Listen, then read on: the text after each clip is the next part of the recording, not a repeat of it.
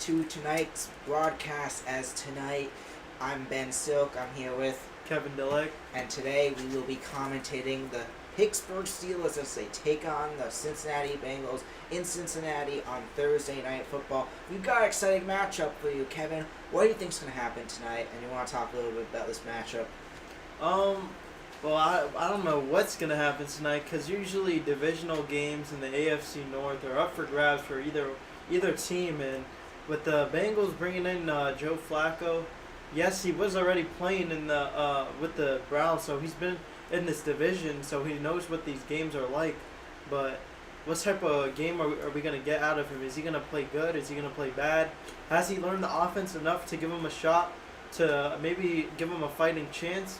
I don't know. We're going to find out. But the Steelers have been pretty good this year. I mean, 4-1 on the year, and they're winning games. So the Steelers have been doing pretty well. Of course, they only lost the season to Seattle. The Bengals started off 2-0 on the year. Then Joe Burrow got injured. They've been winless since. But, yeah, this is going to be an interesting matchup. And, as a division matchup, I think it's going to be low scoring, as most AFC North games are. And anything can happen, as it is the AFC North, as Kevin was saying. But I think it's going to be, looks like they're walking the uniform, the white uniforms tonight, which I'm representing, wearing Joe Burrow. But, yeah, I think it's going to be a close game, and it really could be anyone's game. I'm going to take the safe bet here. I'm going with the Steelers winning 20-16, but I very well could see Joe Flacco getting that game-winning touchdown for the Bengals to get the third straight Thursday Night Football upset. But, yeah, it'll be interesting to see what happens tonight, and Cincinnati looks full and locked and ready for this game. And just a few players to look out for on the Bengals side of things. Of course, you got Joe Flacco, starting quarterback. He's had a wild career, still going on a second team just this season at the age of 40. And then the other players, Evan McPherson, in the last game, he hit a 67-yard field goal. But, of course, Packers called a timeout. They took it back, but he deserved that record. I've always been a fan of his. Was glad to see him get that. Wish it counted for him. And then, of course, you got Jamar Chase as well. Kevin, what are a few players in the Steelers you have in mind to look out for tonight? Well, I would say definitely DK Metcalf. He's been Aaron Rodgers' favorite target so far this year. But, on to the game. Steelers going to bring it out. They're going to bring it about where the ball would be placed if they were to just call a fair catch. But Aaron Rodgers is going to lead his Steelers offense onto the field, on the road, in a divisional environment. Aaron Rodgers this year, age of 41, he's the oldest player in the league, so that's something we got to watch out for. Not just in this game, but for the rest of his career. We don't know how many more games he has, so going into every game, you don't know if it's his last, so Aaron Rodgers, guys, let's just appreciate everything. Yeah, keep in mind, we've seen some great quarterbacks above the age of 40. Of course, talking about you, Tom Brady, as Rodgers goes back to throw, is going to find that's number 30 of Warren, the running back, and he's going to maybe gain a couple as he throws off to the right. That's going to be second down now for Rodgers and the Steelers. And Aaron Rodgers, of course, this is his first season on the Steelers. Last season, he was on the Jets for the last 2 years. Technically, last season, because he was injured basically all of the season before. But before that, he was probably one of the best players in the league on the Packers. And he may be, some people may say he's a top 5 quarterback of all time. But we're back out, Steelers back out, spread it out. 2nd and 6, here's Rodgers back to throw. Is going to find number 88. That is the tight end. Freiermuth. That is Freiermuth. And there's now a flag. Clay Martin, the referee for tonight. Flag is out. And it looks like it's going to be a false start on Jonnu Smith, who's a Steeler now, apparently. Yeah, Jonnu Smith. False start there. And, so it's now going to be 2nd and 11. Rodgers likes to, throw off his back foot. Let's see if he does that tonight. But Rodgers in the pocket, just going to dump it in the ground. Nothing in his area. It looks like it was intended for the running back on a screenplay, but Aaron Rodgers, he's like older, so a lot of the passes will be through the pocket. He's not really mobile, so expect the Cincinnati defense to get to the quarterback a lot because his movement is not the best. But tonight, the battle of the old quarterbacks, it seems like Joe Flacco versus Aaron Rodgers. Yeah. We're getting some old quarterback play Yeah. So, tonight. so now 3rd and 11 here. Rodgers back around the 25-yard line. 3rd and 11. Rodgers back to throw. Goes up for a pass, and it's going to be caught by DK Metcalf. That's going to be a first down and some more. What a catch for my fantasy team to get some fantasy points by DK Metcalf. What a throw by Rodgers. What a catch by DK Metcalf. Yes, DK Metcalf's getting a bit older, but he is still showing that he has talent and has throughout the season as he gets a great catch there. And What a throw. Yeah, what a throw by Rodgers as well. He'll be out of bounds along the 30-yard line on the other side of the field. Yeah, I called it. I literally said that Rodgers was looking for DK Metcalf, his favorite target so far in the year, and with that little time, he makes a big play. But Warren's going to get the handoff. Looks like he's going to get a gain of 7 yards there. Good run from the running back, who was previously the RB2, or you could say RB1 when he was splitting the carries with Najee Harris. But yeah, notable receivers to look out for the Steelers. Roman Wilson on the field, the rookie out of Michigan. Obviously DK Metcalf, Jonnu Smith. Some players to watch out for. Back out there now, 2nd and 3 for the Steelers. Movement now by number 80 is Rodgers. Hands it off to Warren. Warren goes around. That's going to be the first down and some more. He's going to be down around the 9-yard line. What a run by Warren, the running back. He has been phenomenal for the Steelers all season long. Of course, we've seen the backup running back doing pretty good last few weeks from the Eagles and traded from the Eagles. And yeah, but yeah, Warren, trying to think of what his name is, but yeah, Warren is back after a few weeks out and gets a big game in. Kenneth Gainwell is who I was talking about. But now 1st and 10 for the Steelers. Rodgers going to dump it off to Warren. Warren going to keep it. He's going to get a gain of 5 yards, it looks like. 5 yards there makes it 2nd down, and see what they mark it officially in a second. But yeah, another play by Warren, and the Steelers getting down the field fast. That puts them at the 10-yard line now, and in an AFC North matchup, are we going to see points this early? Yeah, AFC North matchups, you don't see. It's usually low-scoring games, low-scoring battles, but you never know what's going to happen.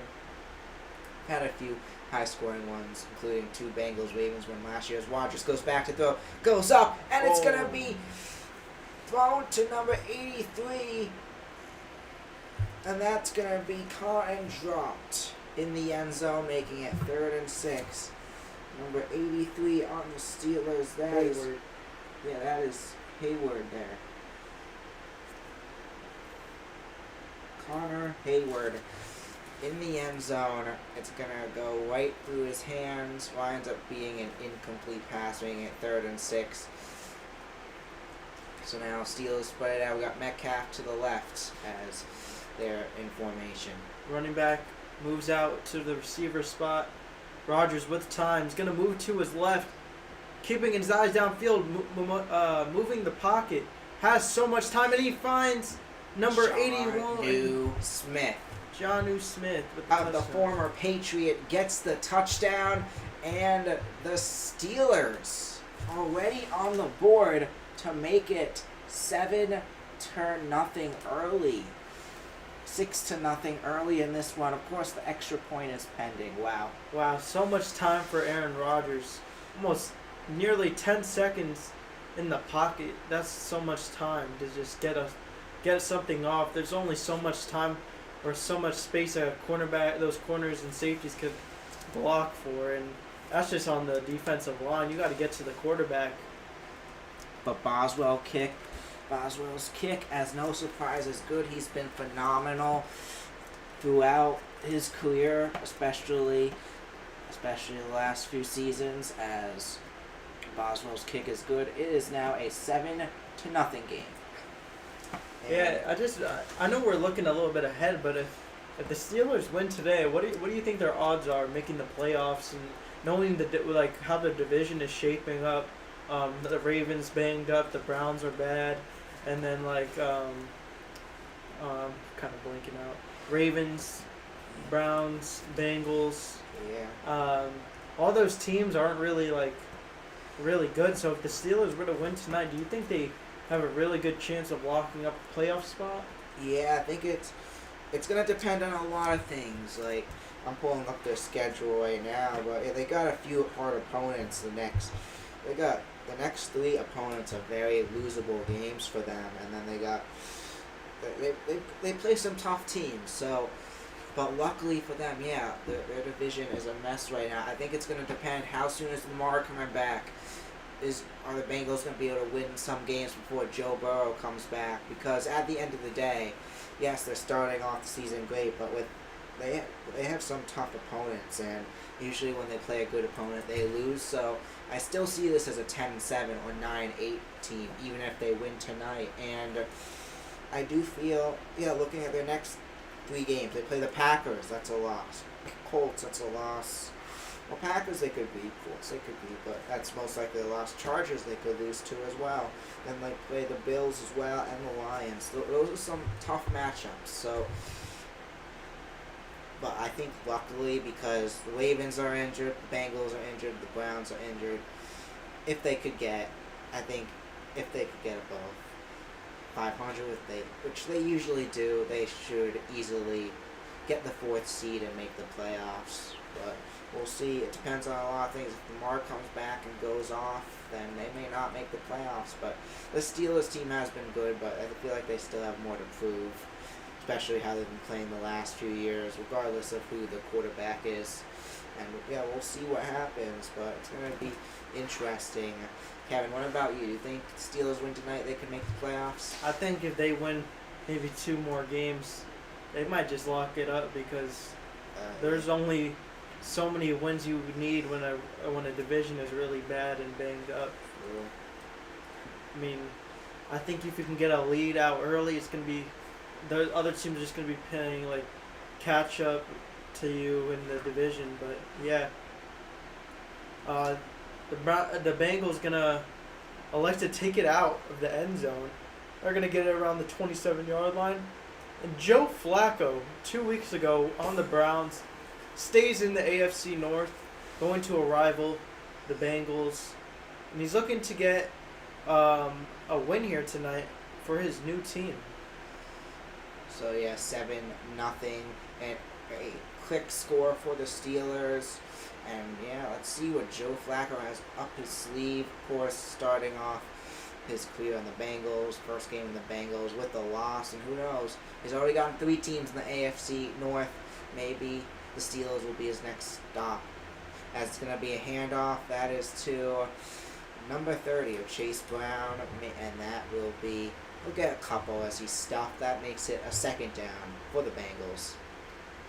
And in terms of any people who are been watching the NFL for years, this might be the last primetime game you see some of these older quarterbacks play. Aaron Rodgers doesn't have that much time left, and then Joe Flacco as well. So if you were to watch that era, this might be your last. This might be the last game that we see these 2 older quarterbacks play against each other. As Flacco's gonna be stuffed, Steelers on him, including T.J. Watt and number 95 for the Steelers to get him there. That is Derek Abuka, it looks like, from the roster. Could barely read that name there, but regardless, it's going to be both of them, T.J. Watt, able to get Flacco down there, but that is going to make it, I believe, 3rd down here. 3rd and 14, that pushes the Bengals back a little bit now as Flacco back out to throw. Goes up high, it's going to be caught by T. Higgins. Yes, don't forget, yes, Flacco is not Joe Burrow, but Flacco, yes, coming into this game, he may have some downside, but at the same time, he does have two great receivers in T. Higgins and Jamar Chase, and that should help him tremendously, at least for the Bengals on this offense. Defense, however, that's not going to help at all, as that's going to be a great catch by T. Higgins, making it a first down.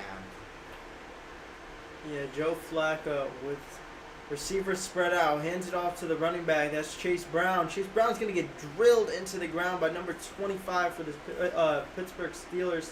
That's Elliott coming up with the big tackle there. Elliott, as now it's going to be a second down here. 8:34 left in the first quarter. Thank you for everyone tuning in tonight. As yeah, let's see. Chase Brown this year had one touchdown. Not an amazing year for him, but yeah, it's been disappointment for those who draft him in fantasy. As Flacco goes back out, Flacco throws up high, tries to throw to Higgins. It's going to be overthrown, making it a 3rd and 6. I think if anyone drafted a Bengals receiver, you got messed up because Joe Burrow being out, this offense has the power and the skills to be the best in the league, but they lost their MVP, and that's their star quarterback, number 9, Joe Burrow. Yeah, it's been, of course, one of my favorite players in the NFL. It's been a rough loss to the Bengals. The Bengals were looking phenomenal to start off the year, and then ever since the moment that Joe Burrow went down, this Bengals team, it's just been a rough go for them. It's a shame because they could have really gone far. But Flacco back out to throw. Short pass to Chase, but Chase is going to be taken down right away as he catches that by number 22 of the Steelers. That is going to be a player that is not on this roster. So, stuffed right away, and he's taken down. So it looks like Thompson, and that's going to make it 4th and 4 as the Bengals. Renfro comes on to punt it away for the Bengals. And the Steelers may be looking to pull ahead even farther here as they're going to take it back. Yes, it's usually offensive. What's going on there? We got a pile up as Aaron Rodgers comes back on. Doesn't know what's going on there, as your score is Steelers 7, Bengals nothing, and in the few Thursday night games, we've had exciting ones. Steelers looking to pull away early in this one, especially Aaron Rodgers coming back out with this terrible Bengals defense. They could easily pull ahead and dominate this game. We'll see if the Steelers able to go up. In my opinion, and Kevin, I don't know if you agree, but I think Steelers may be one of the worst. Not the Steelers. The Bengals may be one of the worst defenses in the league. You said the Bengals? Yeah. Yeah, the Bengals. I don't think they have been playing terrible, but yes, they don't have any pass rushers, and they don't really have any big names on defense. I thought you were saying the Steelers. I think the Steelers have one of the best defenses. They do. I don't know why I said Steelers there. But the Bengals, their defense isn't that good. But I think they have been playing decent enough to keep them into games. I think it's been the offense this year for them. Yeah, for sure. Jake Browning coming in for Joe Burrow. That's why they traded for Joe Flacco. They saw that he got benched, and that's a quality backup that has the ability to start compared to Jake Browning. So they wanted to make the move to at least keep him competitive until they could somewhat get Joe Burrow back at some point. But it's not looking good. They've lost 3 straight, and the Bengals are going through it right now. But if they want a chance to compete or have a shot at making the playoffs, these games matter now. So when Joe Burrow comes back, they have a chance to keep up. Because if they lose all these games now, and by the time he comes back, then there's not going to be any. There's not going to be a time for them to compete for that division. So they need to keep up. Yeah, we'll see, but Joe Burrow expected to come back in the beginning of December. Let's just take a look at the Bengals. What's the Bengals season? As we already looked at the Steelers a bit. let's just take a look. Let's just take a look. Apologize for that. But, yeah, let's take a look at the Bengals. So they have a rough go of it. But, yeah, the next week they do play the New York Jets, who are 0-6 on the year. They're having a rough season. And, yeah, the NBA season coming up soon, too. We're excited Next for that. Tuesday. Yeah, next Tuesday. That is going to be soon. But, yeah, let's take a look. The Jets next week. The Bengals could probably win that Joe Flacco revenge game in New York. But after that, you got the Bears, the Steelers, Patriots. Those are all losses. Ravens, who knows what's going to happen there. Probably by the second Ravens game, Lamar's back. Then you got the Bills. But then you end the season off with the Dolphins, Cardinals, and Browns. So some of those last games could be wins. That's going to be a handoff to Warren there, and that's going to be enough for the first down for Jalen Warren for the Steelers. So what a run there to get the first down for the Steelers. Taking a look at the last drive for the Steelers, the play of the last drive was that big catch by Metcalf and throw by Rodgers. That basically set them up to be able to go ahead and get that touchdown. As Rodgers goes back, finds Metcalf. Metcalf is going to be stopped about 4 yards to go.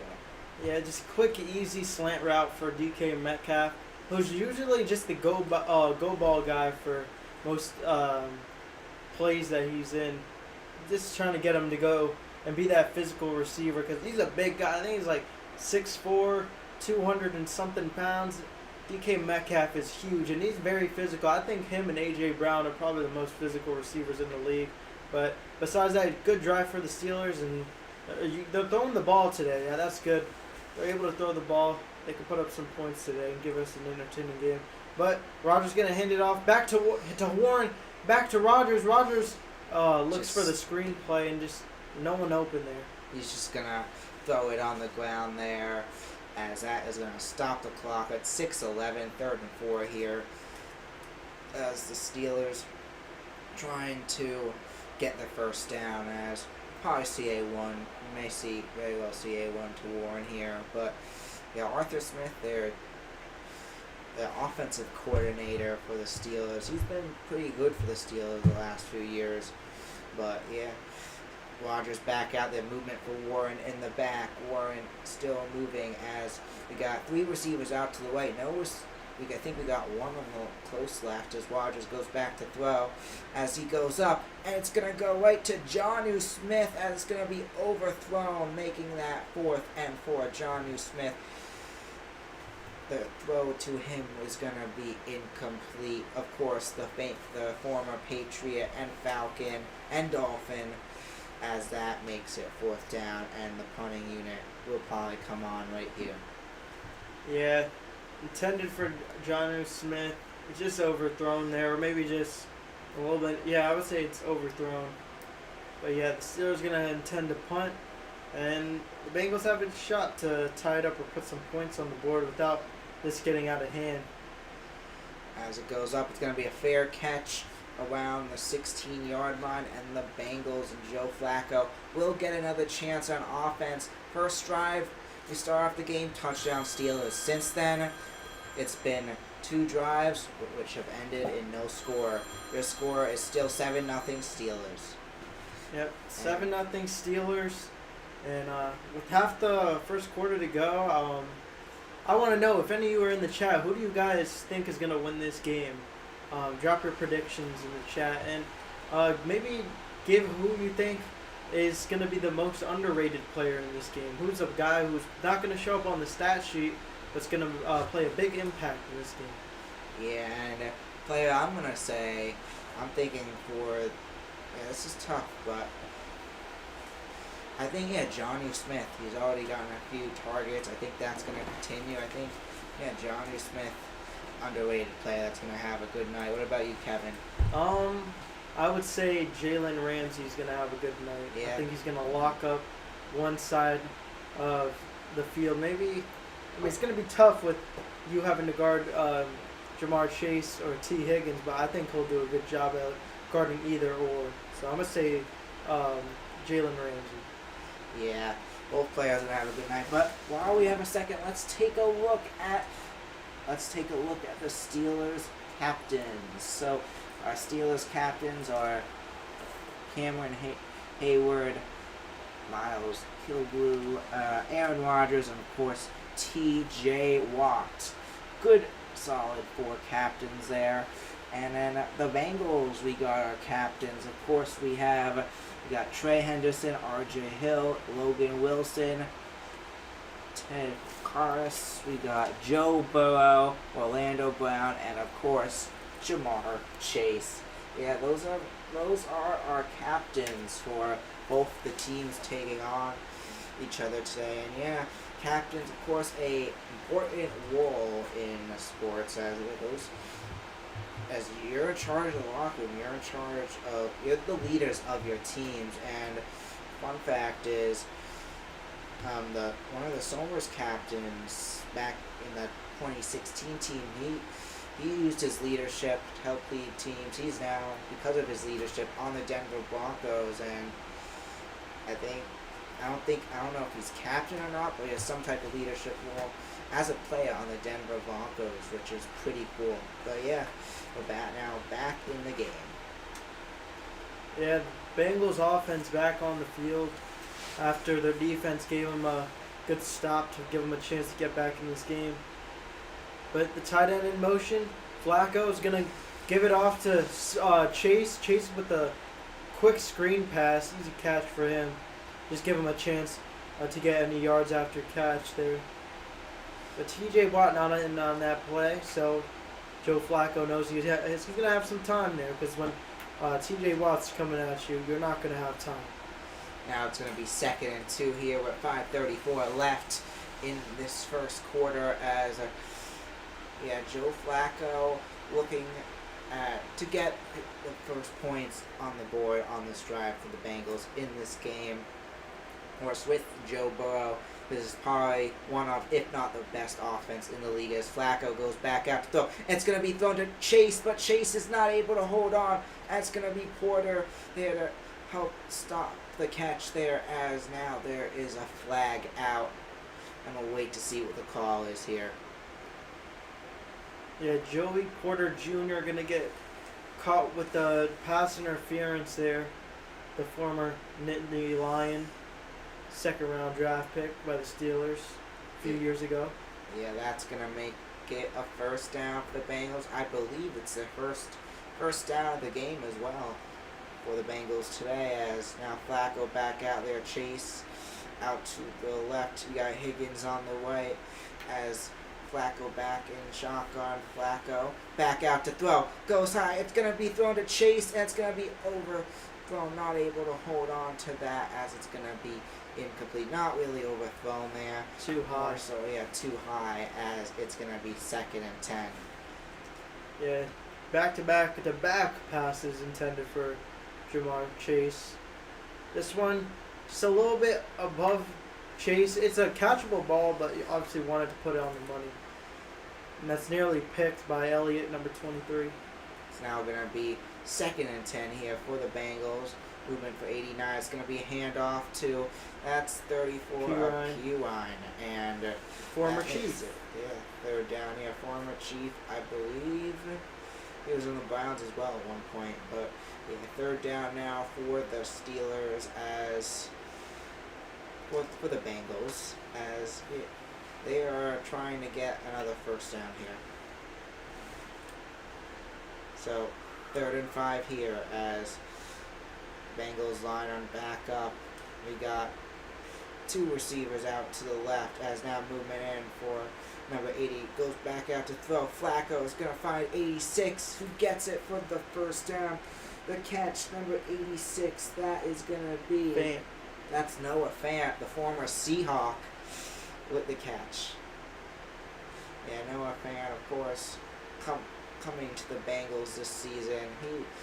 He's actually been pretty involved in getting multiple catches throughout the season so far, as he gets another one there. What a great play by Flacco to be able to find Fant, as it's now going to be first down. So 1st and 10. Flacco back out. It's going to try to throw it to Chase Brown, as it's going to be incomplete. Drop there, making it 2nd and 10. Yeah, Chase Brown not able to hang on to that ball, and he had space there. If he catches that, that's a first down and more. Um, Good fake there, play action. If he just makes that catch, that's a big first down for the Bengals. And now they're not in field goal range, and they need to get some sort of points on the board to give them a chance in this game. Because all the points I think are going to matter in a game like this. Because most of these games are defensive heavy, but yeah, handoff to number looks like 34 P Ryan again.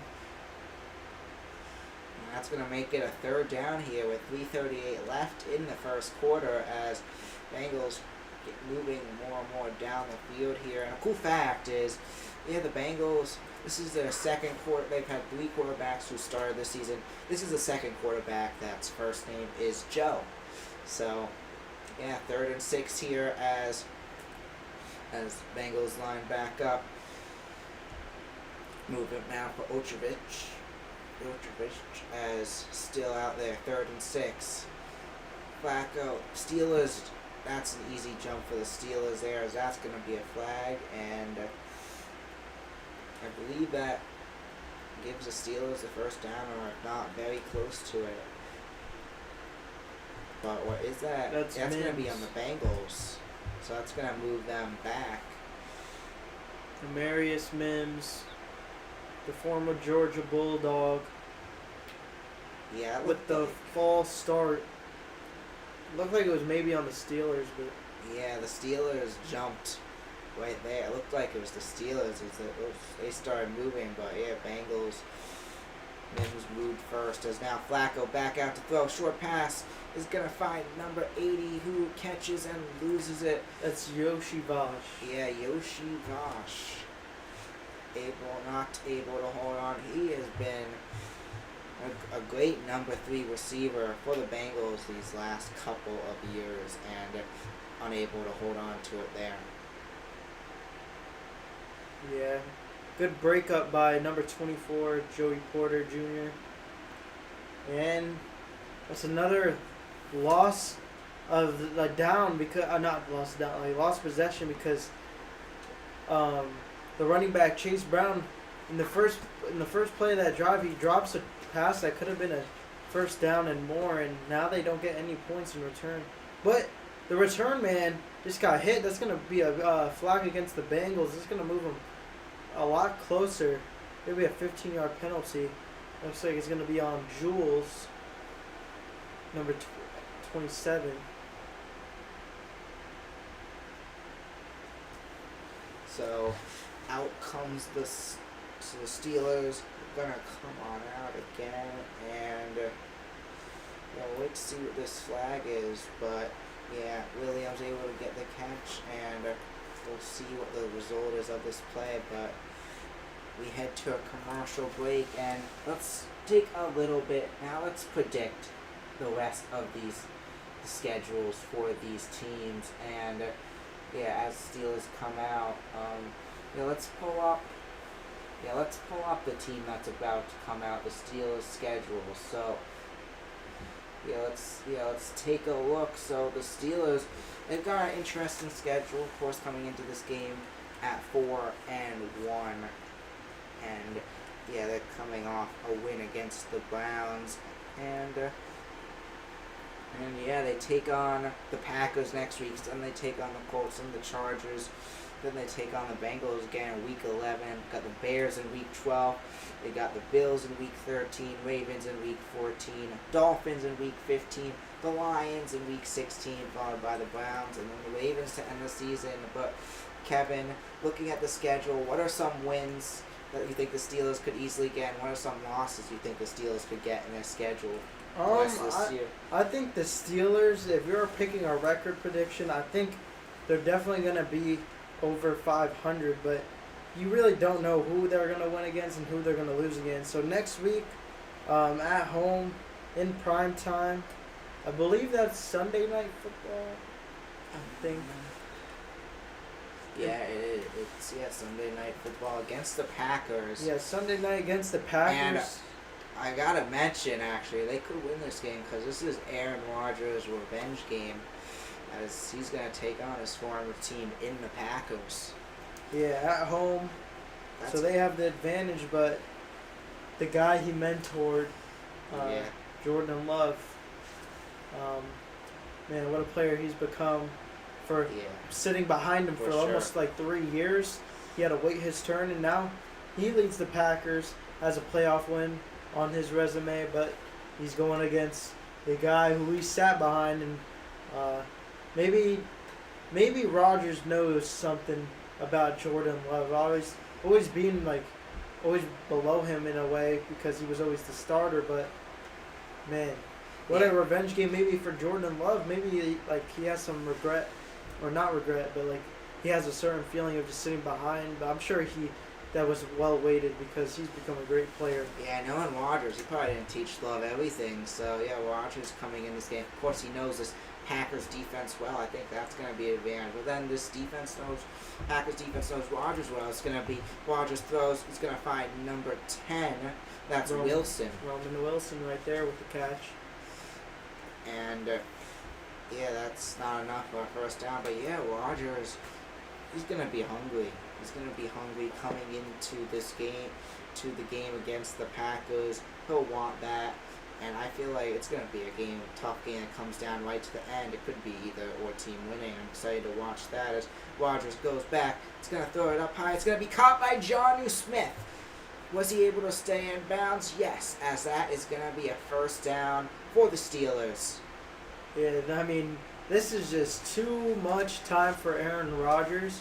And they missed a big tackle right there trying to sack Aaron Rodgers. That was Shamar Stewart, the rookie, who missed the tackle, and he just gave Rodgers the Bengals pass rush has been horrendous today. They cannot get to their quarterback.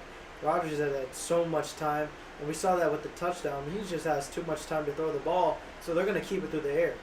Rodgers handoff. It's going to find Gainwell. Gainwell with it, and he's going to fight for the first down. Kenneth Gainwell, the former Eagle, he's been phenomenal the last few weeks in the RB spot for the Steelers, and he gets another great play there. Yeah, he's been going off fantasy points as well. He scored 45 on my bench the other week. Yes, points are a little higher in that league, but still, yeah, what a performance by him a few weeks ago, as that's going to give the Steelers a first down. Steelers line back up now. Looks like, we got Gainwell still in the backfield. We got 13 out there to the left as Rodgers handoff finds Gainwell. Gainwell holding on, trying to fight, and he'll get, it looks like, about a yard, if even that. Looks like they'll run one more play before the half ends.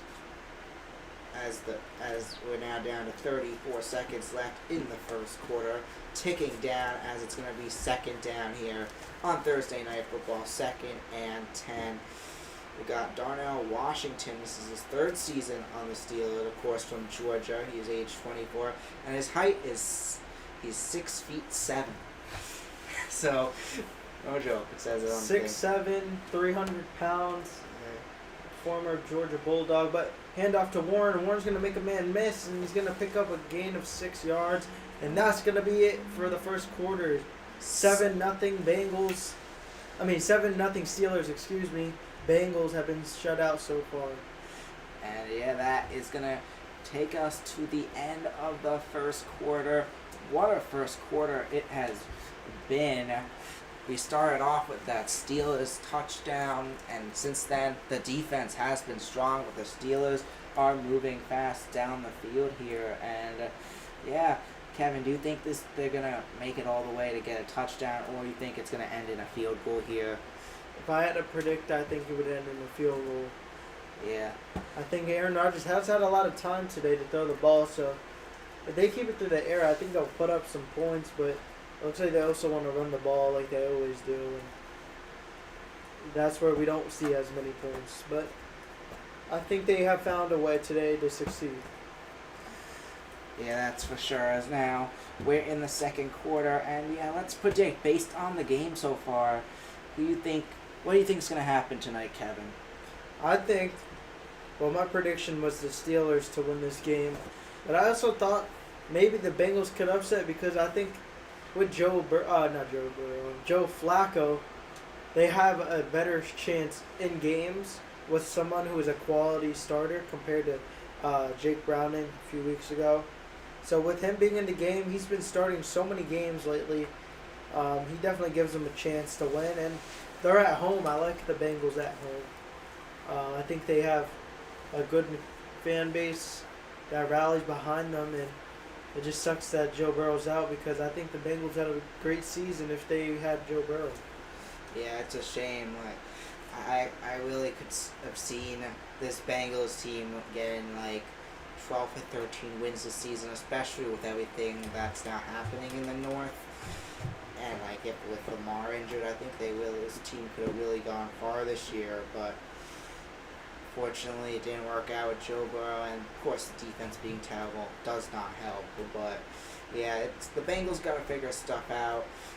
Is Zach Taylor the future? Are they going to find a new coach after this year? Because they just got to, or management, they have to figure something out. Because yes, this offense is probably the best in the league, or second best in the league after the Buccaneers. But this defense is terrible, and you need a great offense and defense to be able to make it far in the NFL. And they really need to figure it out. But I think the Steelers are gonna get a touchdown here, making it 14-0. Maybe Bengals get on the board. I think we see a long field goal to end the half by McPherson to make it 14-3. Not a 67-yarder, but maybe like a 60-yarder. And then in the third quarter, I think the Bengals get on the board, get a touchdown. Steelers get a field goal, making it 17-10. Steelers make it 20-10. And then Bengals get a touchdown, miss the extra point, make it 20-16. As Rodgers going to hand off to Warren, he's going to fight, and that's going to be a first down for the Steelers. And I think it could, and I think that's going to be the final score. Still going 20-16 Steelers, but who knows what's going to happen tonight? Maybe Bengals get game-winning touchdown. Bengals have been playing all right so far, but Steelers defense has been playing even better. We'll see what continues here. First down for the Steelers on the day, 47 rushing yards, 7 carries, and an average of 6.7. So, back out there now is Rodgers. Movement around. As Warren moves to the back, he's going to find Gainwell. As Gainwell has it, he's going to be stuffed, but he's going to wind up gaining about 3 yards there, as that's going to make it second down for the Steelers. Second down coming up for the Steelers. How do you think, it's early, but how do you think Joe Flacco has played in this game so far? He's been playing all right. They've been doing a lot of running the ball. Yeah, he's been able to find receivers, but he's overthrown Higgins. Jamar Chase hasn't been able to hold on to a pass. But looks like on the Flacco part of things, he's been able to find his targets, so he's been playing all right. As Rodgers is going to find, that is Jonnu Smith, and that will be a first down for the Steelers here. Jonnu Smith fighting to get the first down after catching that. What a play by Jonnu Smith to be able to get that first down. Yeah, Jonnu Smith looks like he's been Aaron Rodgers' favorite target on the day. Multiple receptions already in this first half. If he keeps this up, he's in for a big game, but already off to a great start. Yeah, of course, former Patriot. Of course, he has been playing better since he's left the Patriots. He was also a long time Titan as well. He's been on a bunch of teams throughout his career, but it looks like we're gonna get a timeout. I believe that was on the Bengals side of things, as that will be their first timeout of the day.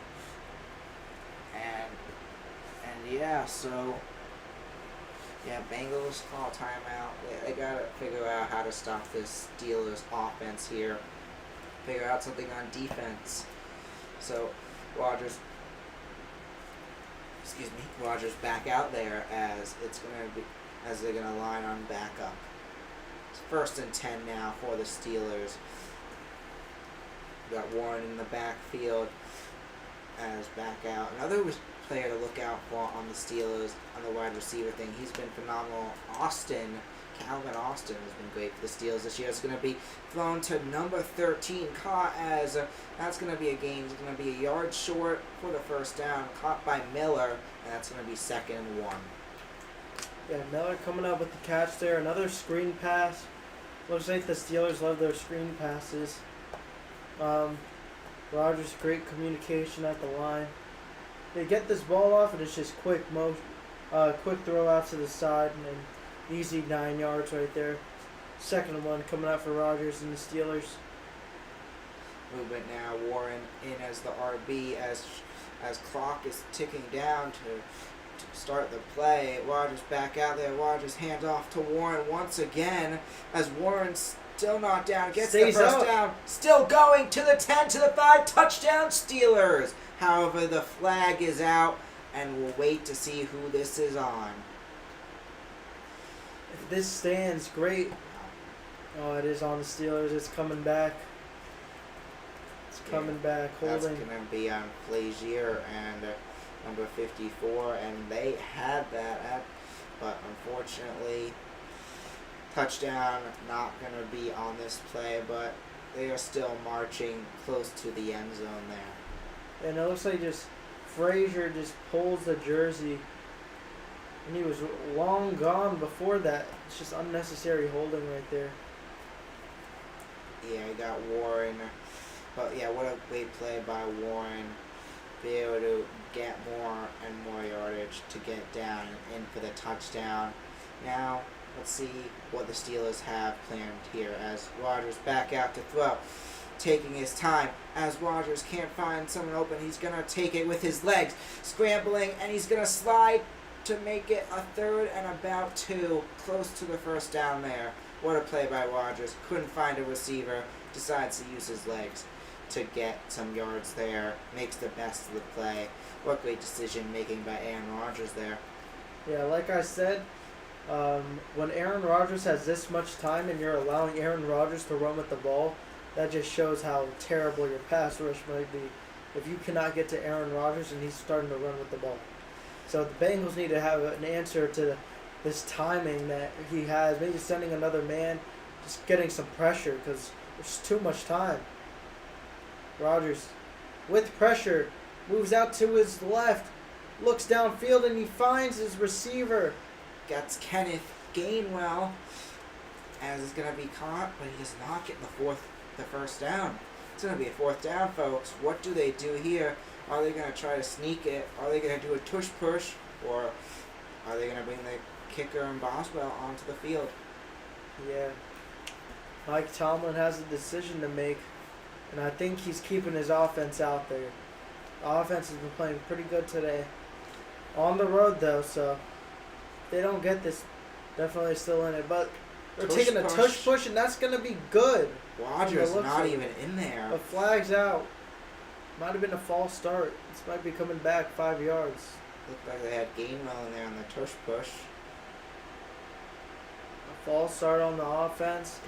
It's going to be 4th down. They're going to have to kick the point. So, take the extra field goal now. So, yeah, Boswell is going to come on for the field goal to try to make the lead 10-0 here. And I like how they call the Steelers for false starts, but they don't call the Eagles. Yeah, they're going to... Every other team, it's not allowed, but, yeah, the Eagles still allow. As, yeah, that was a tush push for the first down. But in this case, they don't even have Rodgers in there. Rodgers standing in the backfield. As now Boswell comes on up for the field goal as the kick is up, and it's going to be 10-0 Steelers early in the second quarter, and the Steelers are taking control of this game already. As you score 10-0 here, Steelers as you hit to commercial, and Joe Flacco and the Bengals about to come back on. While we are in commercial break, let's just take a look at the matchups coming up this weekend. Kevin, what matchup coming up this weekend may stick out to you?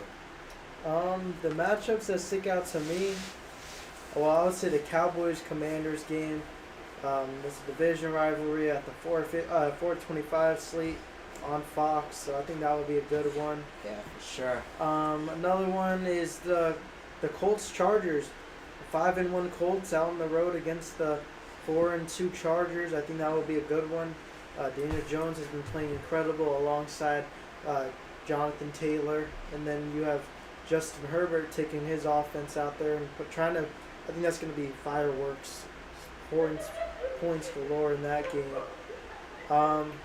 If Kyler Murray plays, I could see the Green Bay game being maybe somewhat entertaining to watch. Then the Vikings and the Eagles. The Eagles lost 2 straight. Coming against the Vikings team, I think they're still without J.J. McCarthy, but a Carson Wentz revenge game right there if he plays. So that could be something to watch out, but I think another one is definitely the Rams and the Jaguars. 2 4-2 teams, and they have been scoring with good wins on their resume so far this year. Yeah, so many good games this week, and yeah, Rams Jaguars in London. Yeah, that should be an interesting one. And yeah, there's a lot of good ones. We have Monday Night Football. We've got the Buccaneers and the Lions. I think that's gonna be the game of the week, and I feel like whoever wins this game, they're gonna show. I think whoever wins this game is going to be the top team, at least for right now, because you know how the NFL works.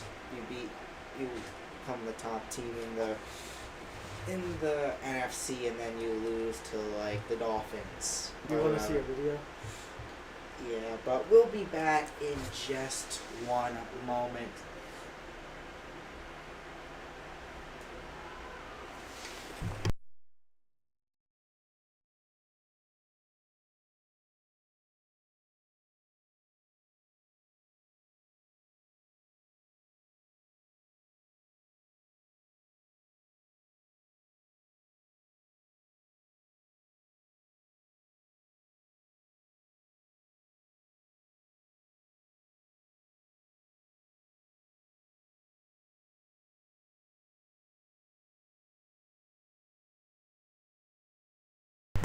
So we're back now as Bengals are going to be back out here in this one, and we come out on the field.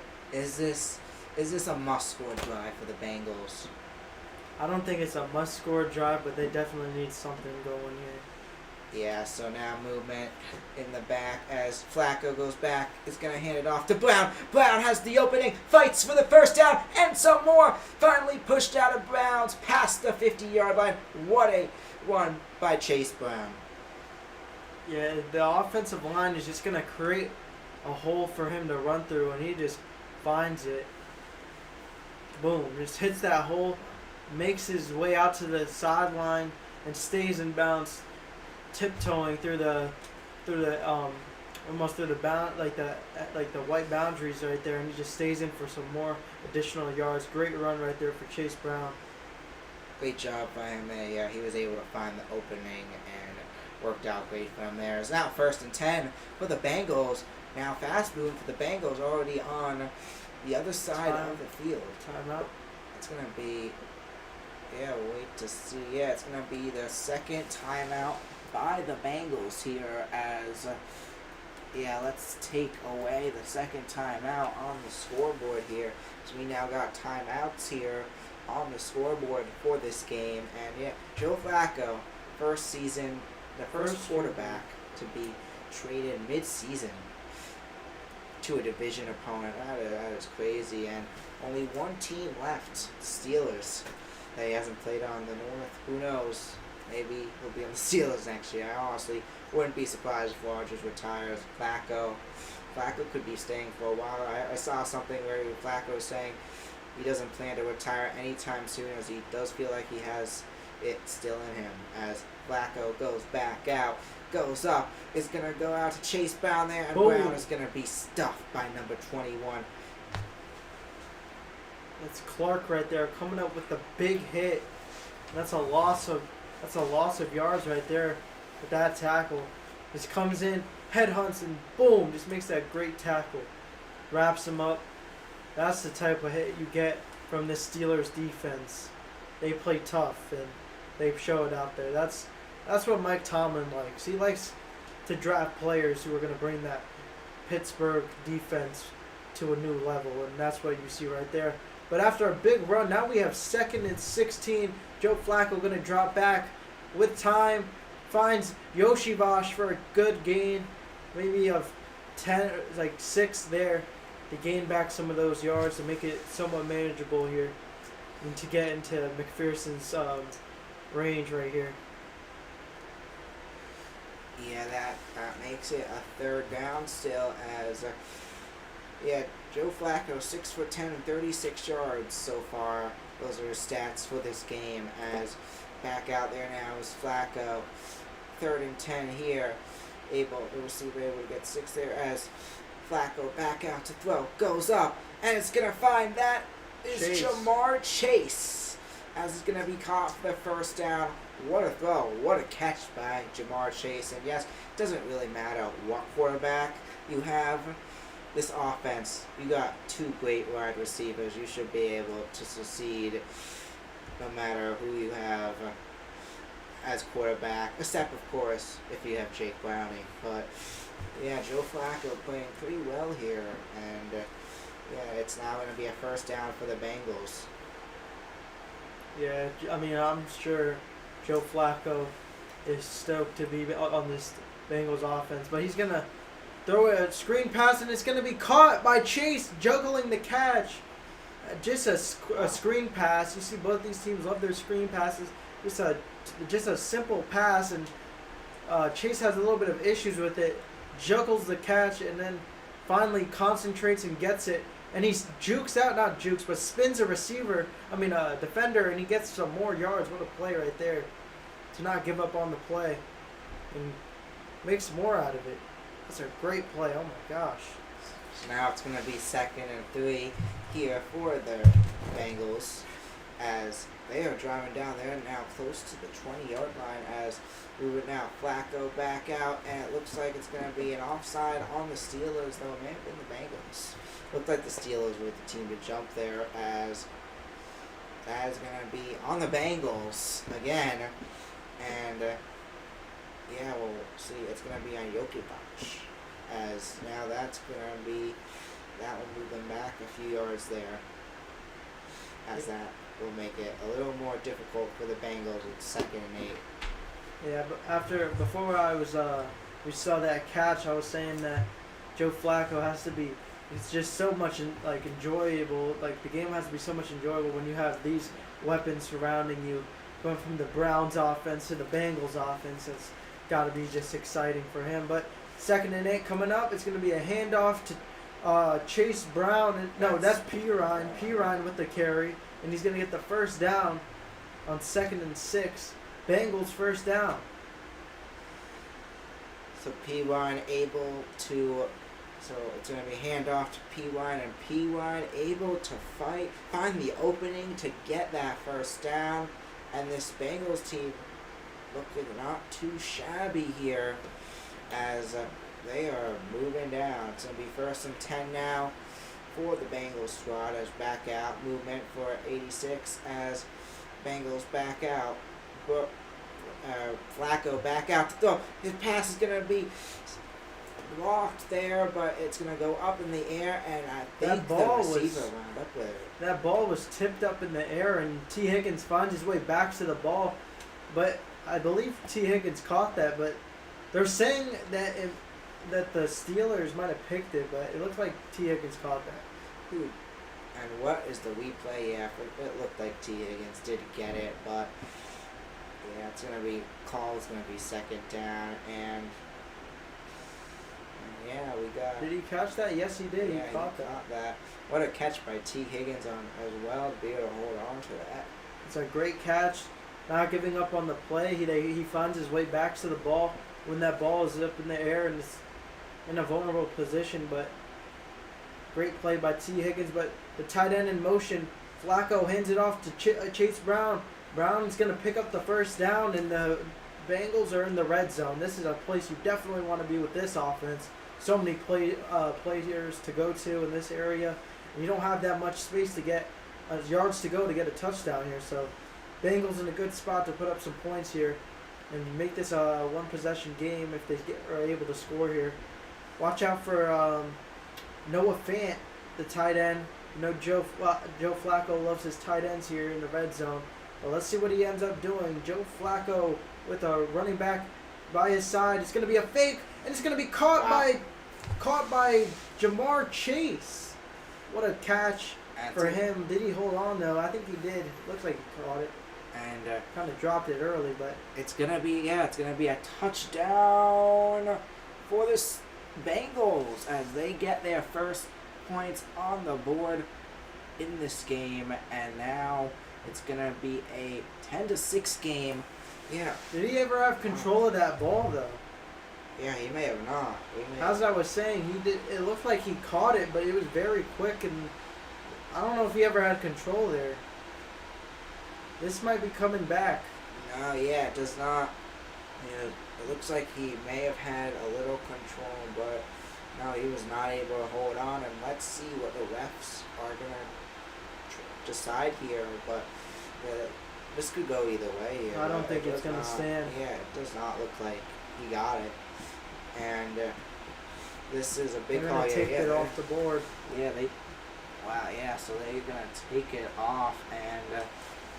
Will this loom for the Bengals throughout this game? Are they going to wish they had that, as will they still be able to score on this drive? We'll see. But it's now going to be second and goal here, as we now have a little under 5 minutes, 4:42 left in the first half, as Jamar Chase and Joe Flacco and the Bengals are back out there now.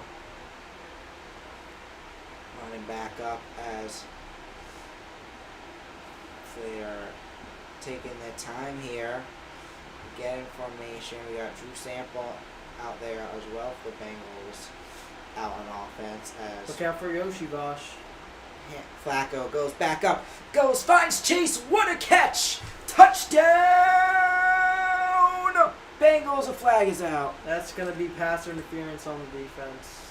And they will most likely decline that, and Jamar Chase is going to make up for his dropped pass, and that's going to be a touchdown for the Bengals. That's Jalen Ramsey, too. Jalen Ramsey, wow. Yeah, definitely a hold, but Chase just finds a way to get open there, and he makes up for his dropped pass. Just a play ago. Touchdown for Una. Yeah, wow, what a catch by Jamar Chase. There's a reason why he was the top fantasy wide receiver at the beginning of this year. But now, the kicker who kicked a 67-yard field goal a week ago, kick is up. It's good, and at least this time, the Steelers did not call a timeout, as it's going to be a 10-7 game here in this one. The Bengals able to get some points on the board and get their first touchdown of the game as they make it a 3-point game here late in the second quarter, as the Steelers will be taking over on the next drive. And yeah, Bengals back in this one, making it exciting. What are your thoughts? Yeah, I think the Bengals definitely have a better shot of scoring with Joe Flacco, so I think we could see some offense here in this game. A lot more than I thought. Yeah, that offense looked pretty good on that last drive. And if they continue to play like they played on that last drive, I think they could win this game easily. But let's see what Bengals we're going to get for the rest of this one. But yeah, they looked pretty good there. They figured something out. But as we have a moment, now let's take a look at the Bengals schedule. And yeah, more so we can focus on the end of the season, where Joe Burrow is supposed to come back beginning of December. Let's say he comes back for that one. This first game would probably be the Bills. That would be a good matchup, Bills-Bengals. But at the same time, I do feel like Josh Allen, it's going to be better the Bills will have the advantage. Burrow's coming back. It's going to be his first game in a while. I think the Bills could still win that one. Yeah, Kevin, what about you in that game? That's Joe Burrow's first game back against the Bills. Do you think Bengals will be able to pull it off? Yeah, especially with the Bills losing lately. I think True. the Bills, we could see them fall off, especially if they start to see that they're falling behind in the divisional standings. The Patriots obviously took the first spot in the division, so they always now have to worry about. Oh, we got to worry about the division too. So there's some implications coming in for the Bills now. They don't have all these free wins, especially with teams getting better. I mean, the Jets are a free win, but I think True. that when the Bengals get healthy, like they couldn't give them just teams in general a tough run for their money. Yeah, and I want to know your opinion as I'm a Patriots fan. Obviously, I'm going to say a while, but as a neutral fan, how long do you think the Patriots would be able to hold on to the lead in the East? I would say, man, it's hard to tell. I would say maybe a few more weeks. I'll take it. Yeah. I definitely think they have the schedule to make the postseason. So Yeah, for sure. And the next 3 games are very winnable, though. Falcons just beat the Bills, so maybe next 2. But Gainwell's going to take the kickoff return to about the 30, and out comes Aaron Rodgers. Aaron Rodgers, of course, one of the greatest of all time. Obviously, he's regressed the last few years, but he still has it. 101 yards and a touchdown thrown today. And yeah, we've had a good game also by DK Metcalf. 2 receptions for 45 yards as Aaron Rodgers and the Steelers come out on the field. yeah, Aaron Rodgers leading his team back out there. Last time they touched the ball, it was 4th and 1. They go for it and they get it, but the false start on the tush push, they had to kick the field goal. So, Steelers offense has been moving the ball pretty well today. See what they intend to do. They've had a lot of time throwing the ball, but it's Darnell Washington in motion. Rodgers gonna fake that handoff. Rodgers looking deep. Intended for it's DK going to be Metcalf. intercepted! Wow. That's Battle coming up with the pick number He's 27. still up.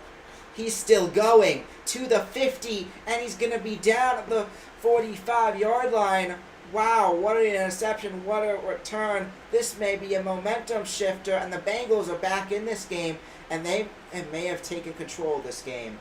Yeah, one play, one mistake, and it's back to the Bengals ball after they just had a great drive.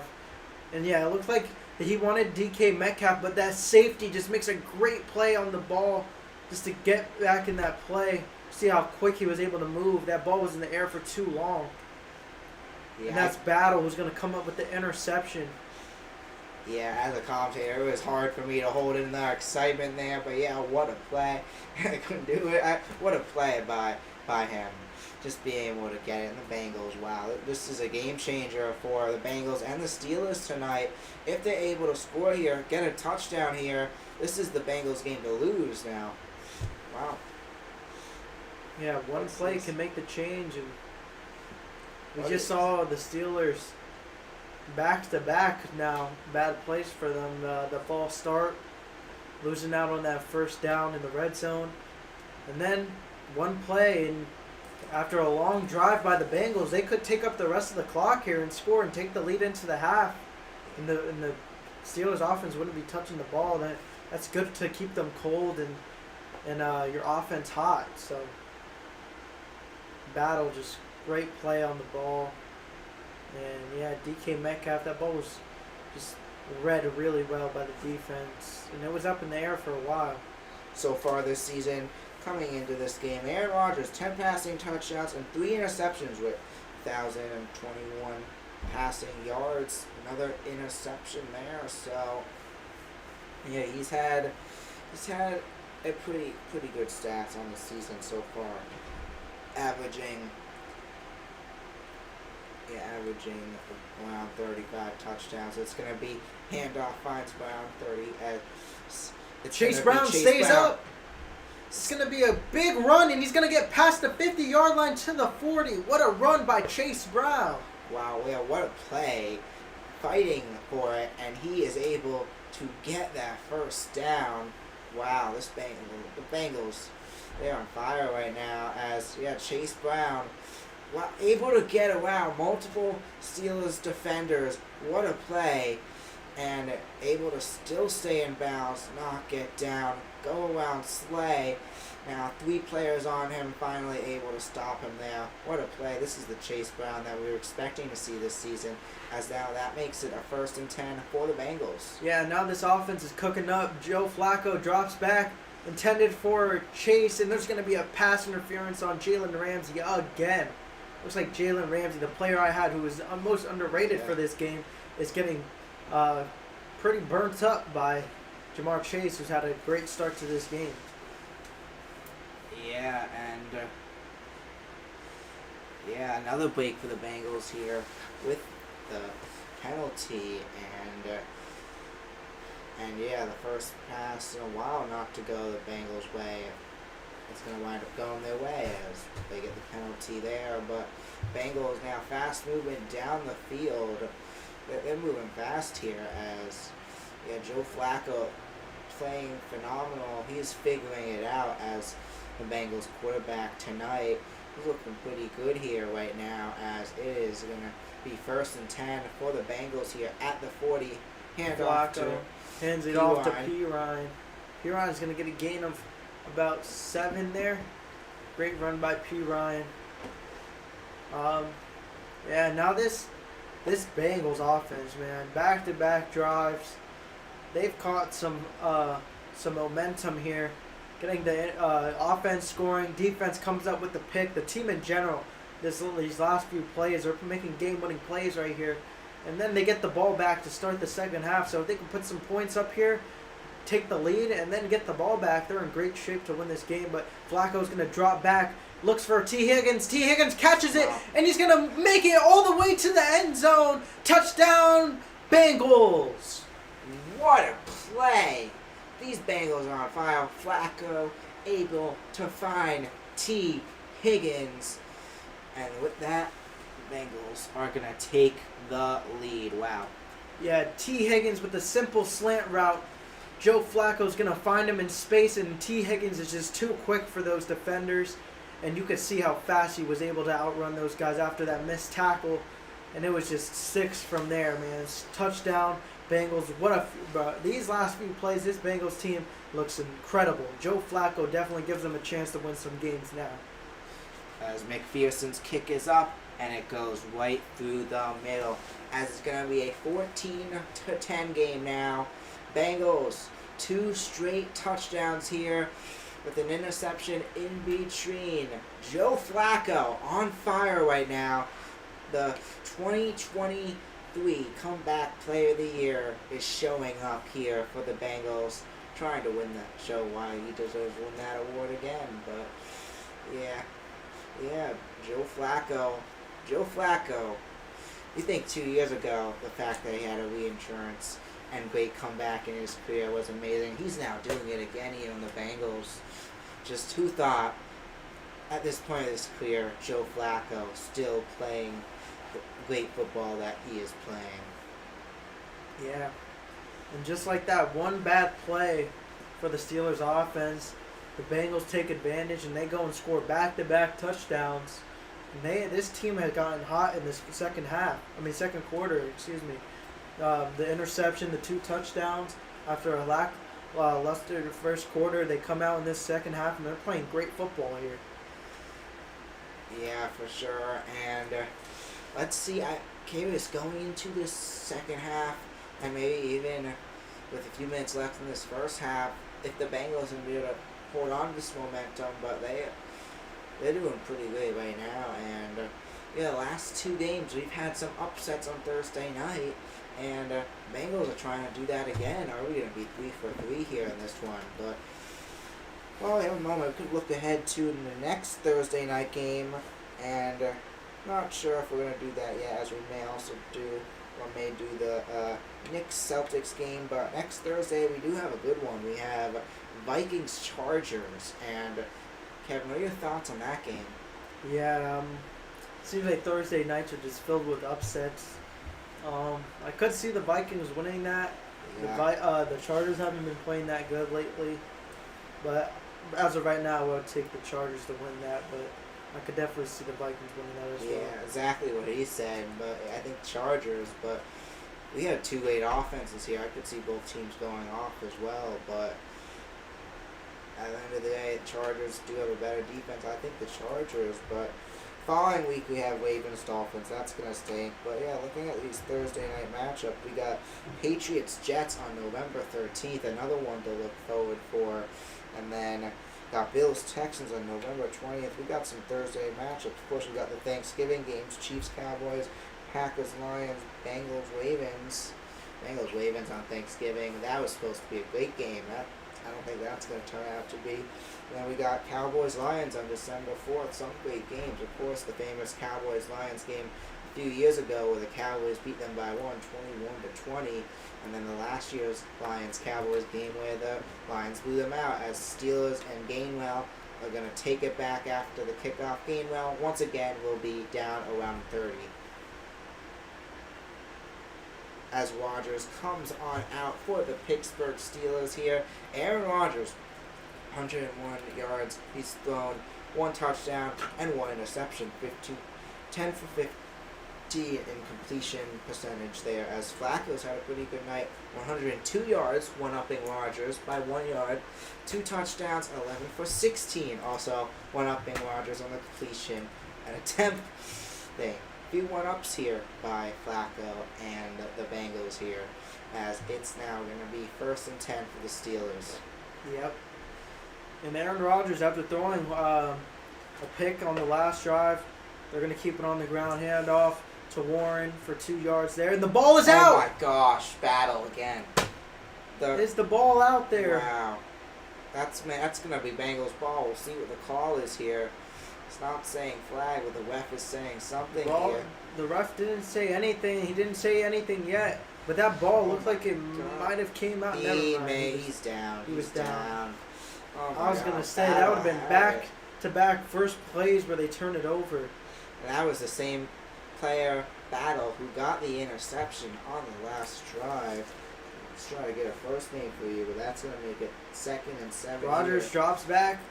Finds Warren. Warren's going to make a man miss, and he's going to pick up the first down and more. And Battle with the tackle. Yeah, of course it's Battle. Jordan Battle there. He has been, I'd say he's the player of the game right now.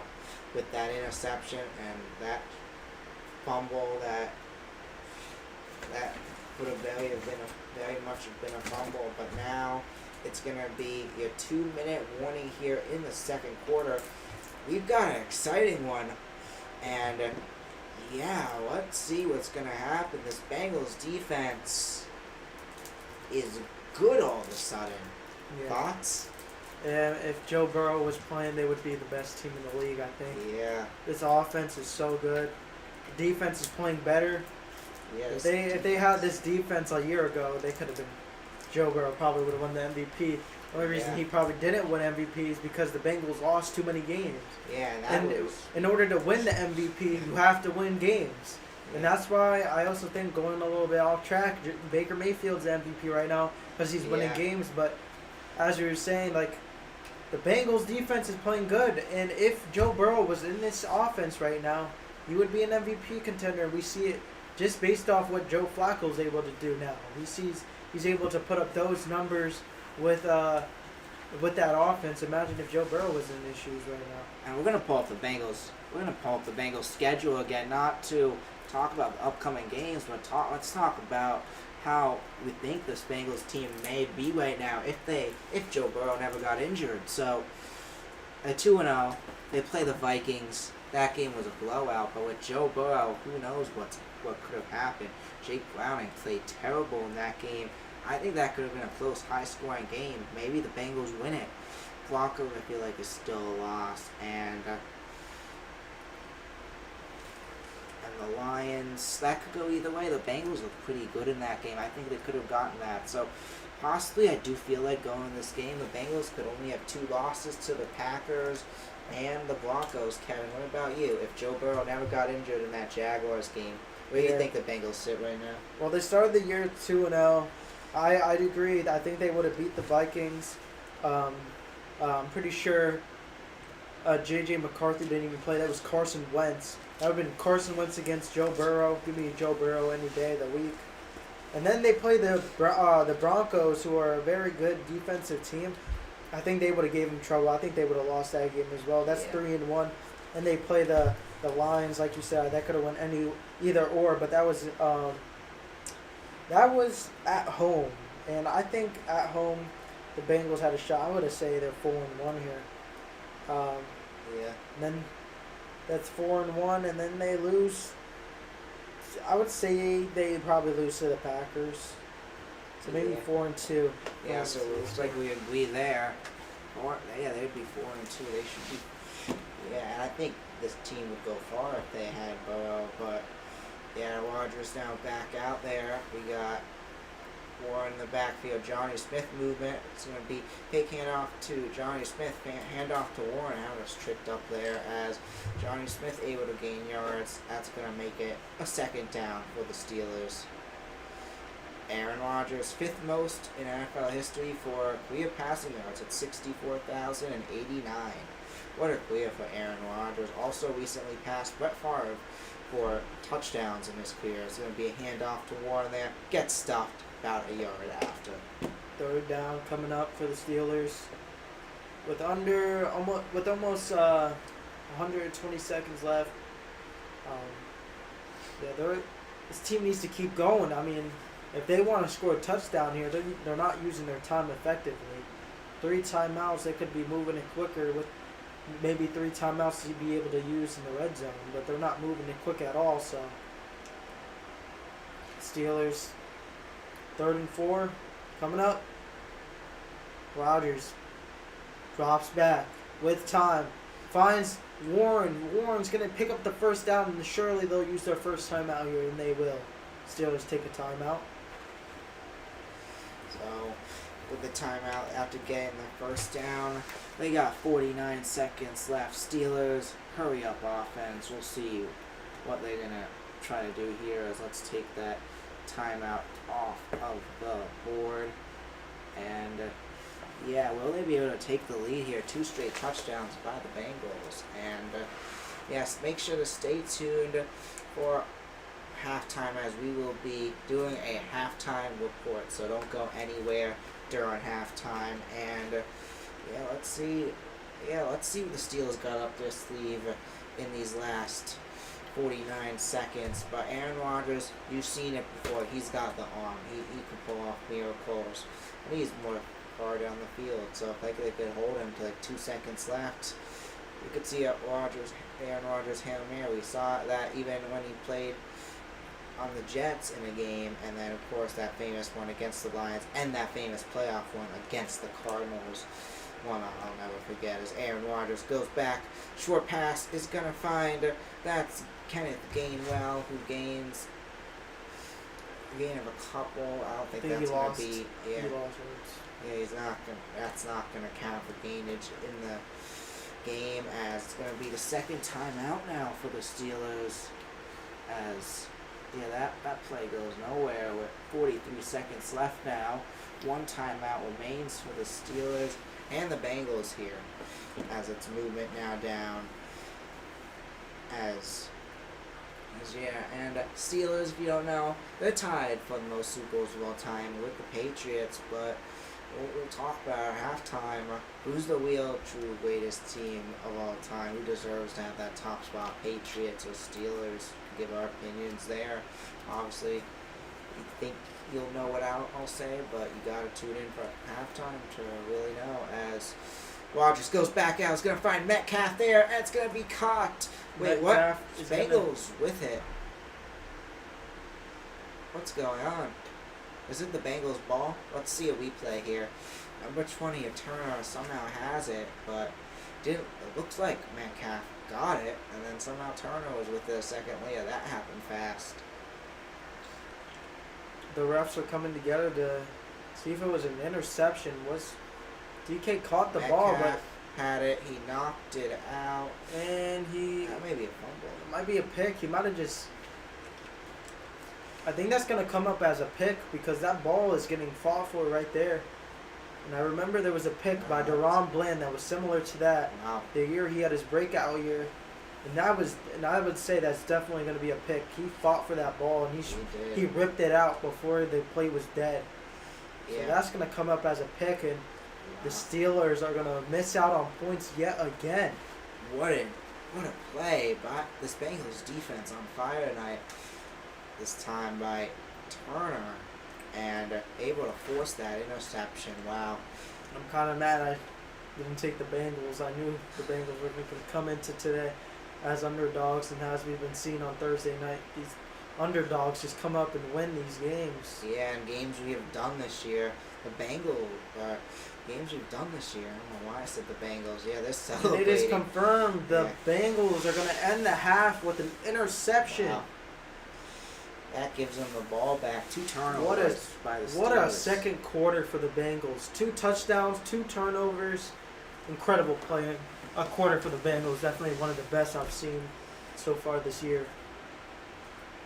The Bengals now get the ball back, and wow, this Bengals team playing pretty good. What I was saying is, Thursday night football, usually at least, I've been pretty good. I've had a pretty good career, like picking games overall. Last couple weeks ago, I did pretty bad. I only got 1 game right out of 14. Worst I've ever done, but we're both 0-2 in the games we've called so far this year, and the Bengals trying to make us 0-3 here as we both win the Steelers. But it's going to be 1st and 10 now for the Bengals. Let's see what they're able to do here as Aaron Rodgers looking a little upset there on the sideline. 40 seconds left. That's plenty of time, especially if Joe Burrow is in. But let's see what Joe Flacco has. As Flacco back out to throw, goes up high, is going to find Jamar Chase. That's going to be enough for the 1st down. What a catch. Another amazing catch by Jamar Chase. 36 seconds left. Gets out of bounds to stop the clock. Yeah, and with Evan McPherson hitting a 67-yarder last week, they Which- definitely need only a certain amount to maybe get in his range. And yes, that is a catch by Jamar Chase. Yeah, I wish that counted for McPherson. You got a 67-yarder.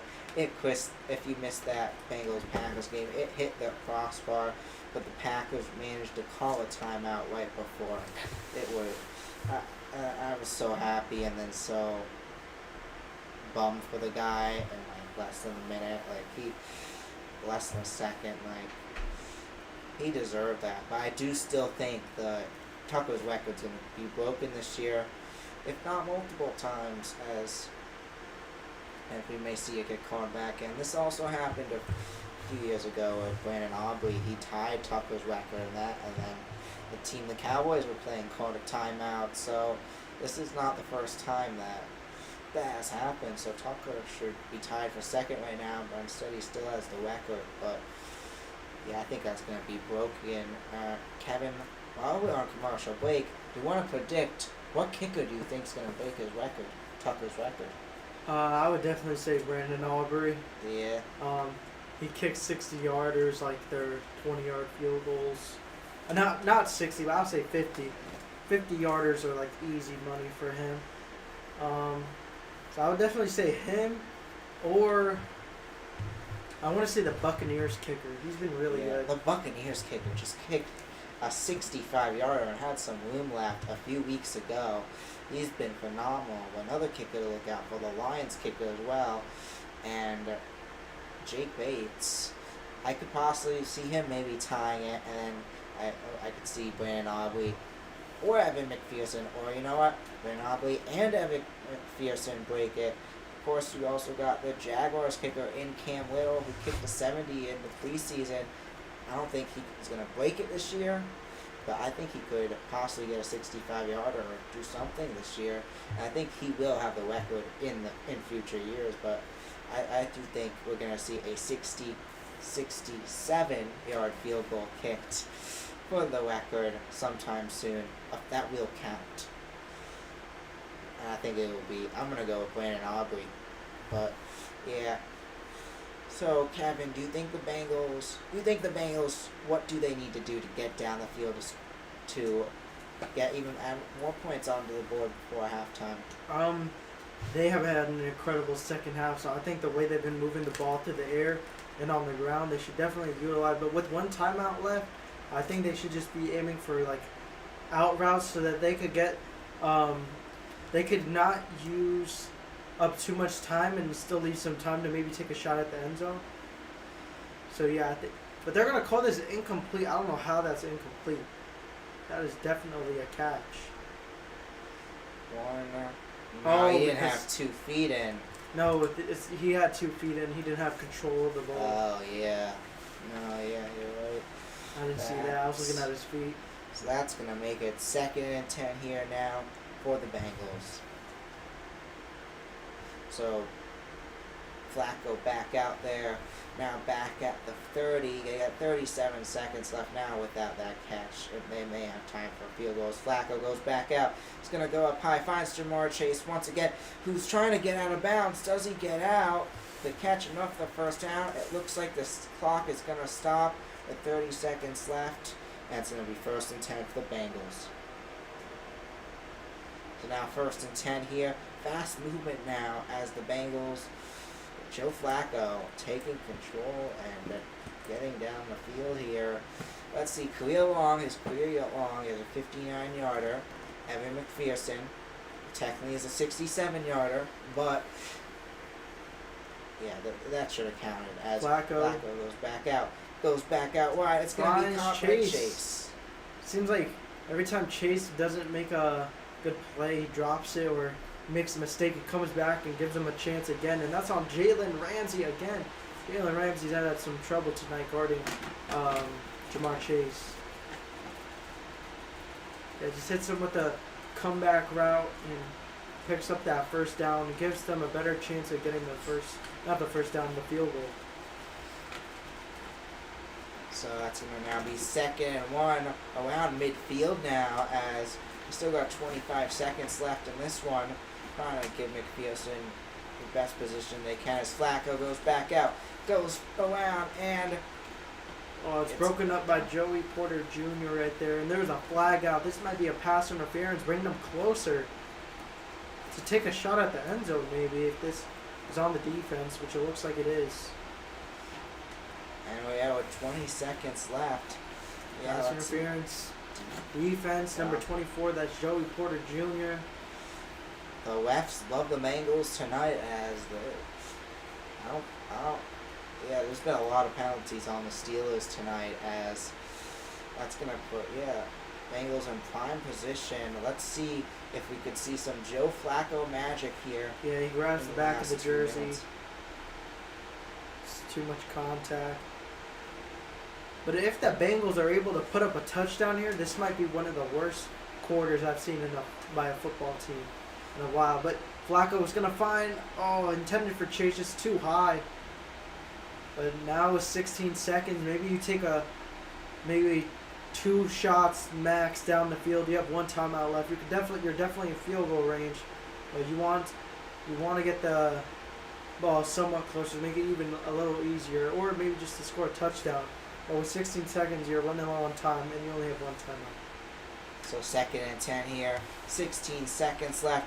McPherson, it's pretty good field position for him now, but the Bengals aren't thinking field goal right now. They're thinking touchdowns. Flacco goes back to throw. Is going to find, that's number 86 of Noah Fant, and he's going to be short And 9. it's going to bring it down to the last seconds of the second half, and they're going to call a timeout here. And that will bring out McPherson here to try to kick a field goal a little closer than the last field goal he kicked right before half. Again, that 67-yarder. But, I think, they're going to try to make it a 7-point game to head into halftime. And, we're 2nd quarter by the Bengals here. It was 7-0 at the end of the first quarter. After that Steelers field goal, it's been all Bengals. Bengals have been playing phenomenal. 2 turnovers for the Bengals this half. If they put up 3 here from this field goal, it would be 17 unanswered points in the second quarter alone. This would be a great half. This has been already a great half for the Bengals. This is going to be a all Bengals in this quarter.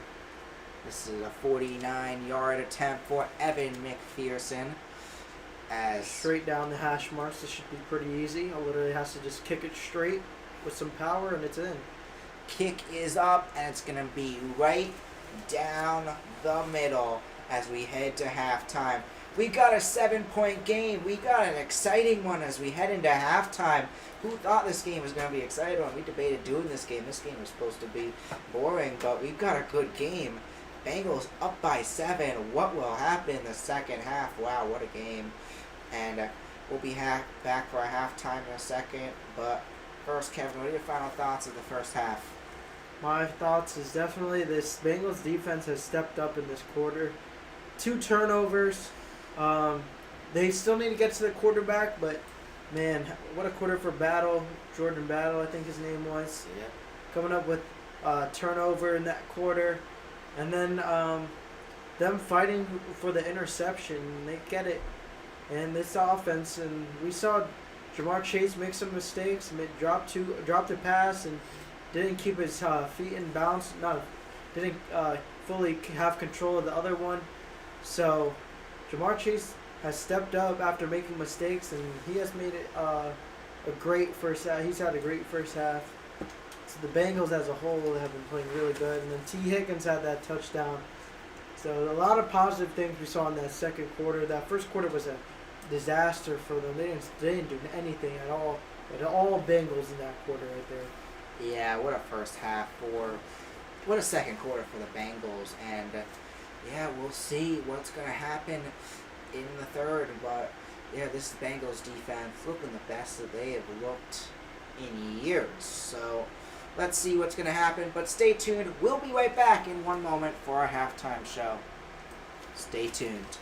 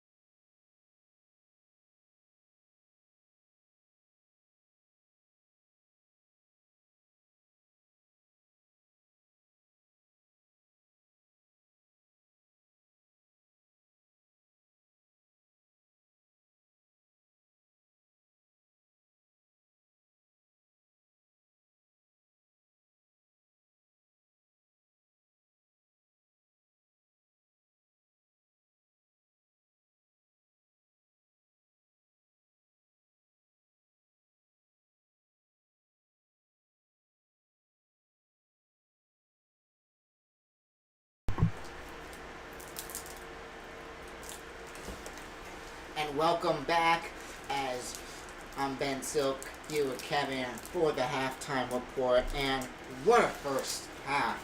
We started off, Steelers looked phenomenal, getting down the field on the opening drive, getting a touchdown. Who would think that would be their only touchdown of the game so far, as we saw a field goal a little bit after that in the second quarter. But then since then, after being 10-0 Steelers, it's been all Bengals. This Bengals defense has turned it around from how they've been playing all season long, showing up all of a sudden, getting an interception, getting that interception to turn things around after the Bengals were able to get in the end zone. 2 touchdowns for the Bengals, and then towards the end they got another forced interception to make it a 17-10 game at halftime. Wow, what a second quarter by the Bengals. The Bengals, without Joe Burrow, they've just been playing amazing. But Kevin, let's talk about, what do you think the best play is of this first half? I would say the best play this half would definitely be that interception at the end of the quarter. Just a way to not give up on the play. DK Metcalf caught the ball, but he didn't give up on the play. He fought for that ball, and they get the interception, and they're able to get an additional 3 points on the board. But I also like that T. Higgins run after catch play, and I also liked the big run by Chase Brown when they scored that touchdown with T. Higgins. Yeah, there were a lot of great plays, and I do agree with Kevin. That second interception was amazing. But just to talk about another great play, I also think a great play was that first interception by Battle. Not only was he able to intercept it, he was able to run it back far, giving the Bengals great field position to help with the momentum there. And yeah, that really helped turn it around. But we'll see what happens. So now, let's talk about players on the Bengals who have stood out. Right away, I'm going to say it. We got that defensive player, Jordan Battle has been phenomenal, and a key reason why the Bengals are in this. But in addition, just going to say it, this whole Bengals defense, especially the cornerbacks, playing phenomenal right now. Yeah, Karen, any players for you on the Bengals that have stuck out today? I want to say Chase Brown, who's been running really well. Like, he'll have some really great runs, and then he'll have some decent short yardage runs. But Chase Brown has gave him a good spark on the ground today. And then I really liked how they've been using Jamar Chase and T. Higgins. They both have a touchdown today, so that's great. They usually don't score. Yeah. They don't usually both score on games now because of Joe Burrow being out. So if they're both scoring, that just shows that they're getting it done through the air. So I like that they're scoring, but yeah. Yeah, for sure. But now let's look at the Steelers. And the Steelers, I meant more so look at this first quarter. In their first quarter, they were figuring it out, but they have been struggling. No one has been playing good. But in the beginning, I guess a player that's really stuck out, or a player that has stuck out throughout the game, is Kenneth Gainwell for the Steelers, as well as Johnny Smith. I'll go with Kenneth Gainwell. Has gotten some big plays there. In addition, Tyler Warren has had a great game. Just this running game for the Steelers has been key for the Steelers tonight, I feel like. And so, yeah, I think they've been doing a great job on that front. But what about you, Kevin? Player stuck out on the Steelers? I would say Jonnu Smith, for sure, has been their best player today.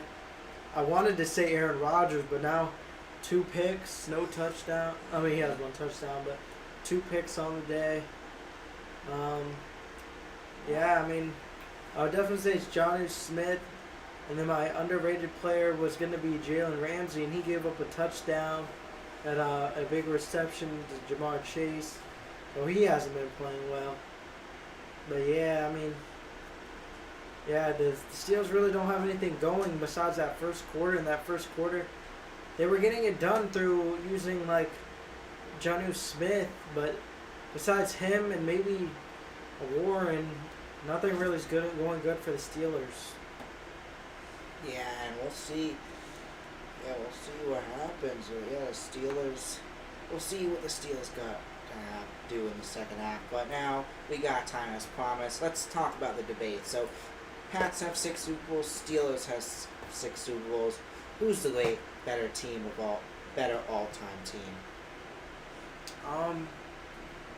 I would say Definitely the New England Patriots. A lot of their Super Bowls are as of like the last decade or like last few decades. So definitely more relevant compared to the Steelers who won Yeah. a bunch of Super Bowls back in before like the 20th century, I guess, or like the yeah, you know what I'm saying. Like they won all their stuff like in the '90s, so Yeah. '90s, '80s, '70s, like really old 2000. school. But yeah, I'd say that Patriots definitely all time. They're definitely just the all time greatest team. Yeah, I gotta agree with you. Obviously, I'm a Patriots fan, but in They look addition, so good. yeah, that does look so good. But back on track, yeah, Patriots is just great.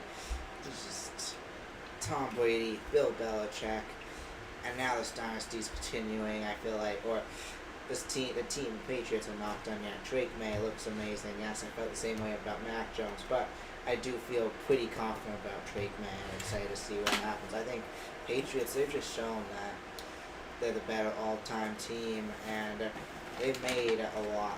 They're tied for the most Super Bowls that teams have played in with the Cowboys, and I'm pretty sure they'll break that pretty soon. But yeah, let's look at the Let's look at the MLB. The Dodgers beating the Brewers 3-1. They lead that series. They lead that series 3-1. 3-0. Yeah, 3-0. And yeah, you They're think they're going gonna back. sweep? They're going back. Yeah. Dodgers are probably going to win the World Series again, and they got hot at the right time. And it's not even Ohtani. Ohtani hasn't even been playing good at all. He's been playing actually bad, and they find a way to win. Yeah. So, looks like the Dodgers are going back to back. And a lot of it is because, and a lot of people say this, there's no salary cap in baseball, so all the great players in the MLB are going to these big organizations and big fan bases because most of the money that these teams make from like jersey sales and like hats and like just merchandise, that all goes to the players. So you think of the Yankees, the Dodgers, those are like the biggest teams. So they're going to have the best teams because there's no salary cap. And what would you say is something that the MLB could do to maybe balance out the competitiveness in the sport so you don't always have these like big teams always winning? Put me in the spot there. Yeah, like I don't know. It's at the end of the day, like at the end of the day, it is whatever. The big teams, it does really help. So I don't really have an answer for you there, but I want to talk about the Blue Jays Mariners series. The Blue Jays getting a big win, 13-4. Mariners still up 2-1, and yeah, I'll go first. I think it's gonna be I think the Mariners still are gonna be able to win the series. What about you, Kevin? I don't want to give up on the Blue Jays because they did win the last game pretty good. Yeah. But I would say I'm gonna take the Blue Jays. Oh yeah. I think they're gonna come back in the series. I think we're gonna get Blue Jays, Dodgers, and yeah, I like the Mariners though. But I think if the Blue Jays, if they get this next game, I think they'll win. Yeah, I could see that, but yeah, obviously, I think Dodgers, Mariners. I do think it's gonna be the Dodgers, but that could be a very good 7-game series to look forward for, and I feel like a lot can happen. I think the Mariners could play the Dodgers tough, but it's gonna be an interesting World Series. Yeah. Started the second half. The return by the Bengals, number 34. That's Piron. As we're back out for the third quarter, and yeah, let's see. Bengals offense comes back out to start off the third quarter, and let's see if they're going to be able to continue their momentum from the end of the first half. They just showed a stat. Mike Tomlin is 2-9 in road games all time in a divisional matchup on the road. So 2-9 in divisional matchups. If he won this, it would be 3-10. That's going to be a pass to Chase. Chase tries to stay up they try to stop him there, and he's not able to stay 4-9. up. Sorry. As it's gonna be second down. So Chase had it. Slay there trying to trip him up there. Chase able to stay up for a little bit, but gets like a step or two in before falling on down. A gain of a few yards there, so that will wind up helping. And now Slay looks to be down. Yeah. Darius Slay, the former Eagle. A little bit shaken up after that. So that is gonna make it a second down. 6-time Pro Bowler as well, as that's 2nd and 5 here. 4:38. This is the second play of the third quarter as Mike Tomlin, the Steelers have, I think it's been 18 seasons now, or around that number, where Steelers have gotten over 500 every season. He's trying to keep that streak that, and he's the coach. Every season that he's coached, he's led his team to over 500. That's a stat that Belichick or Brady doesn't even have. Brady almost had it for that last season of the Bucs. Flacco goes back to throw, finds Chase. Chase still up, and he's going to be down short of the first down. About 1.5 yards to go, as it's going to be third down for the Bengals. Third down now for the Bengals, as Steelers defense holding them there. Flacco throwing to the sides often, not so much in the middle to start off this third, and they've gotten a lot of great passes down the middle throughout this one, as it's going to be 3rd and 2 here. Movement now for Chase. 3rd and 2 handoff to Chase. It's going to be a first down for the Bengals. No, P. Ryan. First down for the Bengals. They keep the drive going. So looking at the play, they had Jamar Chase moving out to the right, trying to trick up the Steelers offense there. Unfortunately, it didn't look like it worked out that much, as they were still able to stop him. But a great trick play by the Bengals offense, trying to catch the Steelers defense off guard there, as now Brown in as the RB for the Bengals. Flacco out there as the quarterback, as now movement now. Flacco handoff to Brown. That's Chase Brown, as he's going to be down about 2 yards to go. So about 2 yards to go now. A great one by Chase Brown to be able to get that, able to get around, and with the Steelers, number 95, able to get him down just short of the first down. Great leg work by Chase to be able to get around that pass. That's going to be 2nd and 3. 6 rushes for 81 yards. Those are Chase's stats for tonight. They're right around the 50-yard line.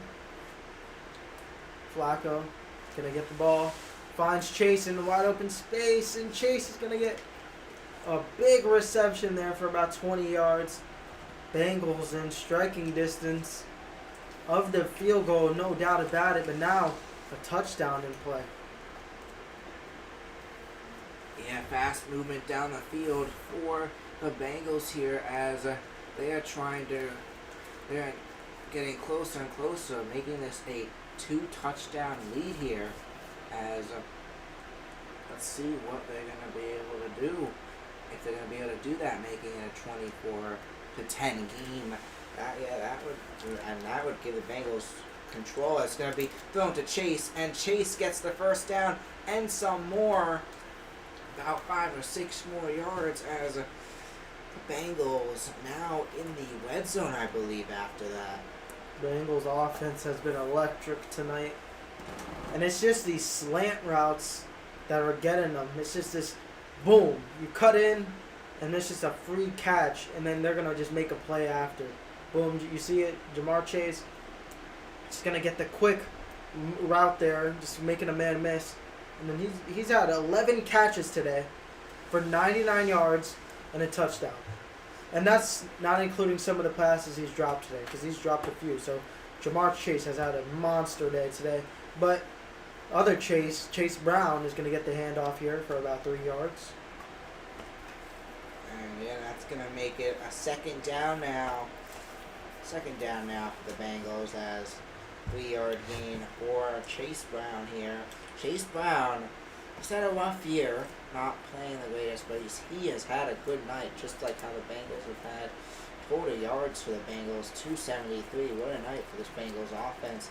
In addition to this Bengals defense, of course, helping the Bengals out, giving them more time on offense with those turnovers. As Flacco back out there now. Flacco back to throw around the 20. He goes back, gets pressured there, and he winds up throwing it away. Now making it 3rd and 7. Great job by the Steelers defense there, being able to pressure Flacco, but he is able to get the ball away. Not able to force a fumble or anything there. It's going to be 3rd and 7 as Brown goes out and Piwan comes in for the running back position. Yeah.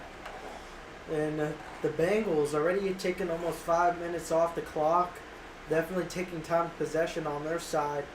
So if they're able to score here and they keep holding on to the ball like this, it's going to be a rough night. But another inside slant route or like dig route, and he's going to find Yoshivash for a 9-yard catch. It's going to be 1 yard short of the first down and 3rd and short coming up.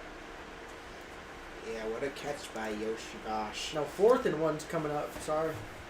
And 4th and 1, and they intend to keep the offense on the field and go for this. Zach Taylor pulling a Dan Campbell here and going for it.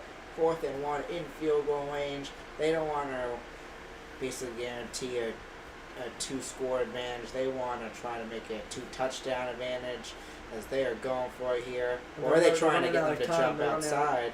No, they're going for it. And he's going to get it. Wow. Usually, I thought did maybe... Did they call it dead? I don't know. I thought maybe the Bengals were trying to get the Steelers to jump off sides, but it looked like they tried to go for it. But did they get it in time? That's the question. Did they call the play dead? Did the whistle blow beforehand? Is the question. And there's a challenge marker out. Yeah. And let's see what this call is going to be. It looks like Flacco was able to get the first down, but yeah, we'll see what they're challenging here as. This could be a momentum shift or a game-changing play because if they don't get this, the Steelers have a chance to get the ball back and not give up any points.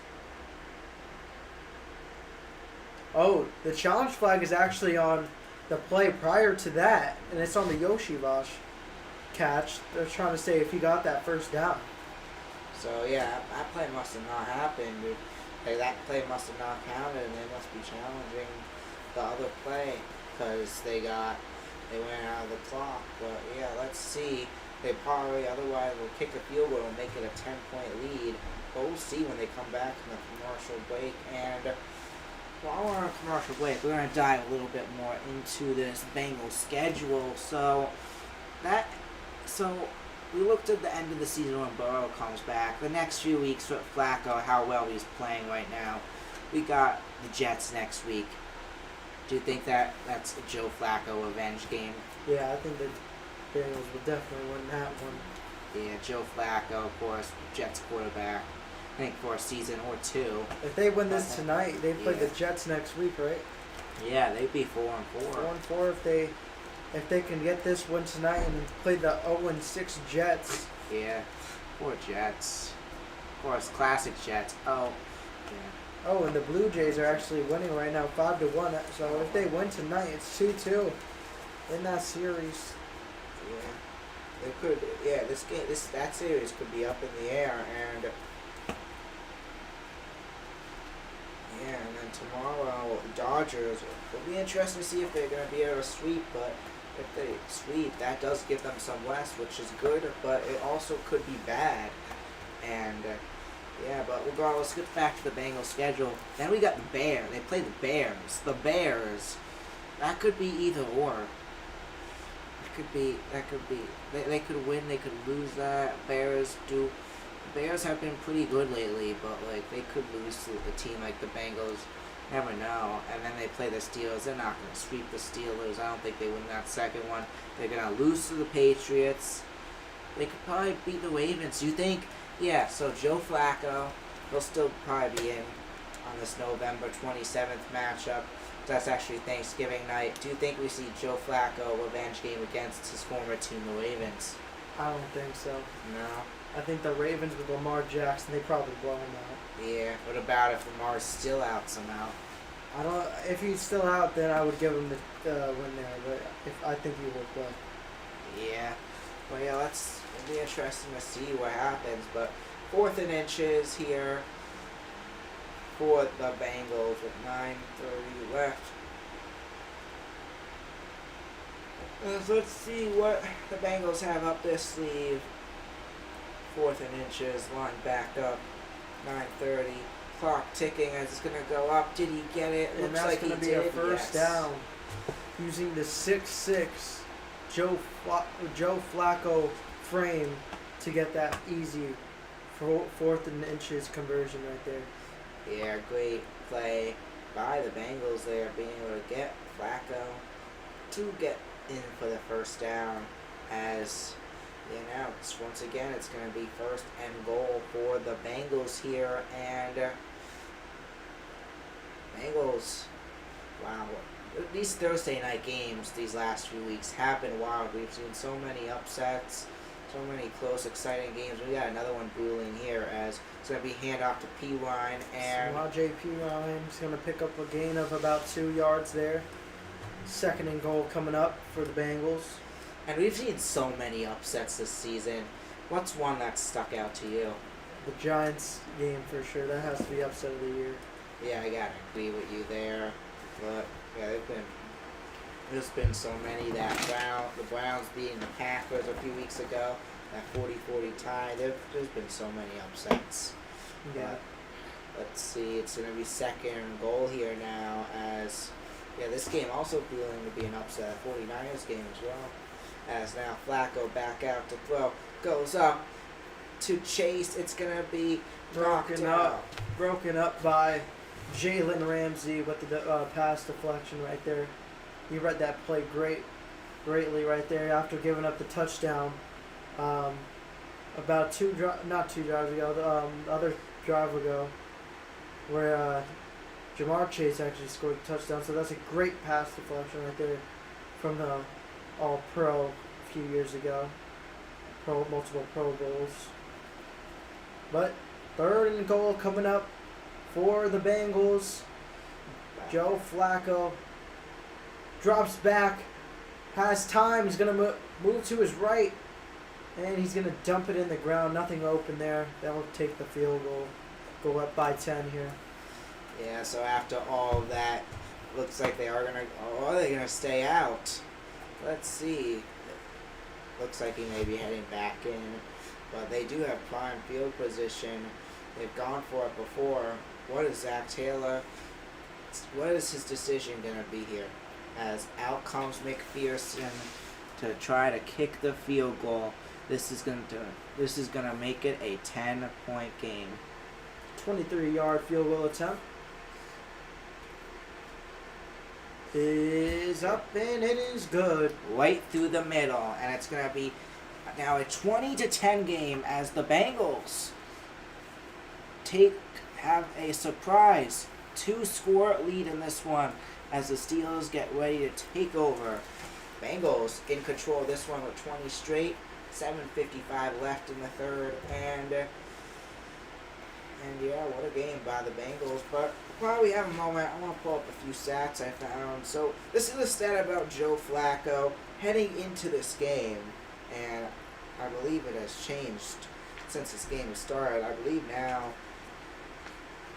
the number is even funnier, but coming into this game, Joe Flacco has thrown touchdowns to 67 different players in his career. 67. Now with Jamar Chase and T. Higgins, that number is now 69 players. But yeah, great numbers there by Flacco. But now looking at this all-time series, the Steelers lead the all-time series 71-40 when these two teams were taking on each other. Now let's take a look at their last few matchups. So the Bengals took on the Steelers at the end of last season. The Bengals won that game 19-17, and then they played each other on December 1st of last season, and this was a surprising shootout game. I actually remember this was a good game. The Steelers won 44-38 in overtime. What a game that was, as Gainwell is going to take it back out. Still up, and he's going to be down about the 40-yard line. But now we're going to look back at the 2023 games. On December 23rd, we had a dominant performance by the Steelers, winning 34-11, and then the Steelers swept 2023, where they won 16-10. Of course, that was the year that Joe Burrow was injured. But yeah, that high-scoring game between these two teams last year on December 1st, that's where put the AFC North, and something that we do not see often for AFC North matchups, but it'll be interesting to see if we see that anytime soon. Yeah, since that first quarter, it's been a disastrous game for the Steelers, but they're going to hand it off. They're going to get about 4 or 5 yards right there on the ground by Warren. But they need to get back to that first quarter where they didn't give up a score and they had 10 points on the board. It's going to be 2nd and 5 now with 7:28 left, as the Steelers the Steelers working down the field now. They're trying to not let the Bengals pull away with this game, get back in it. Back out there now, Rodgers movement for Jonnu Smith. Warren in the backfield. Rodgers back out there about the 40-yard line. Hand off to Warren. Warren taking it, trying to move. He fights the first down, gets it, and he'll be down about the 50-yard line. Yeah, Aaron Rodgers is going to just dump it off to Warren on his right. And he's going to end up picking up the first down, and that's his 10th rush of the day for 56 yards. Decent game so far by Warren on the day. But we need to go back. If the Steelers want to win this game, they have to put the ball through the air, because you see the success that the Bengals have had, and if they keep running this ball and they're not getting that much out of it, this game is going to get out of hand. But they're about to cross the 50-yard line. Rodgers under center, hands it off again. This time it's to Warren, still in there. Warren again. There you go. The What a running game. game is working now. What a gain. Multiple yards, gets the first down, and so much more. Down about 30 on the other side of the field. And the running game, just like what Kevin was saying, throughout this game, the running game has been key for the Steelers there and throughout the season as well. Gainwell, Warren, we've seen so much for them with their legs, and another big play there by Warren as they're trying to keep the Steelers in this one. 1st and 10 now here at the 30-yard line. Rodgers back in the pocket. Yeah, Rodgers under center. Dumps it off again to Warren. That's back-to-back running plays for the Steelers. They just can't turn it over here. Last time they were in field goal range, they turned it over. The forced interception, or the interception that was fought for. Yeah, they can't turn it over here. This would be very bad if they turn it over, because they would miss out on points yet again. But 2nd and 8, do they intend to run the ball yet again? This time, Kenneth Murray right by Aaron Rodgers' side. It looks like he's going to throw the ball. 3 receivers to the right, 1 at the top. Metcalf at the top. Rodgers going to look for Metcalf. No, that's not Metcalf. That is Washington. Darnell Washington, the 6'7", 300-pound tight end. Your intended receiver right there against a very undersized corner. It's now going to be 3rd and 8 here for the Steelers, as the Bengals defense now showing up once again in this one. And these Bengals fans, they have not had a lot to cheer for these last 4 weeks. They are ecstatic right now as their team up by 10 against a division rival here in this one. Another great division rival upset, as that's looking to move through here in this one. As Bengals up by 10, Rodgers back out to throw. He's going to find, that's number Roman 10. Wilson with the first down on the slant route. Both these teams love their slant routes. Jeez. After watching so many Cowboys games, these offenses have the most basic routes. You just see he just runs to the left. Basic slant cut route. But Rodgers going to drop back. Flags on the field. It's going to be broken up. Almost intended almost intercepted by number 44 Wow. of the Bengals, but flags out on the field. Let's see what the call is. That play happened so fast. It's hard to tell what even happened there, but who's this going to be against? That's the question. The referees coming together to discuss what they saw, and it looks like it might be on the Bengals, maybe an offsides or some sort of penalty on the Bengals, because the Steelers went fast. Maybe too many men on the field. Let's see, because Aaron Rodgers snapped that ball really quick, so he must have saw something. Let's hear the call. Oh no, it's on the offense. Illegal man downfield and a penalty on the defense. So 2 penalties on the plays. Both penalties. Since there's 2 penalties, they will offset. No, it'll just be a replay of the down. So yeah, nothing's gonna change there as yeah, Steelers have it back now. It's gonna, as they're back in the same spot as before, they're gonna be starting at about the 12th as yeah, they got good field position. So it was here. illegal. Too many men on the field and a legal man downfield for the Steelers. Rodgers back out there now. Got Metcalf and Wilson on the left. 1st and 10. Movement for Johnny Smith to try to do a route on the right as now Johnny Smith comes back in. Fake handoff to Johnny Smith. Rodgers back to throw. Finds Washington as Washington's going to be stuffed and taken down. They're going to lose yardage there after that, making it 2nd down. Yeah. You saw the first corner. Wasn't able to bring down the 300-pound tight end, but you saw the linebacker just come in and finish the tackle for him. Yeah, just watch the replay. No, that's number 44 could have come up with the tackle, and that's the lineman who comes up and makes it. But Rodgers goes back out, and it's broken up. Yeah. But number 20 of the Bengals, intended for Jonnu Smith. That's Turner, the second. Yeah, 3rd and 18 now for the Steelers as tries to find Johnny Smith. Metcalf was open there. He probably could have gone in for the touchdown. Metcalf had no defenders on him. Now we got a Bengal down. That's number 20 out down for the Bengals. He has a cramp. Hopefully he is okay. But He's okay. He was dabbing up his teammate right there. Just some cramps right there. Trying to get him up. Because they're painful. Yeah, but 3rd and 18 coming up for the Steelers.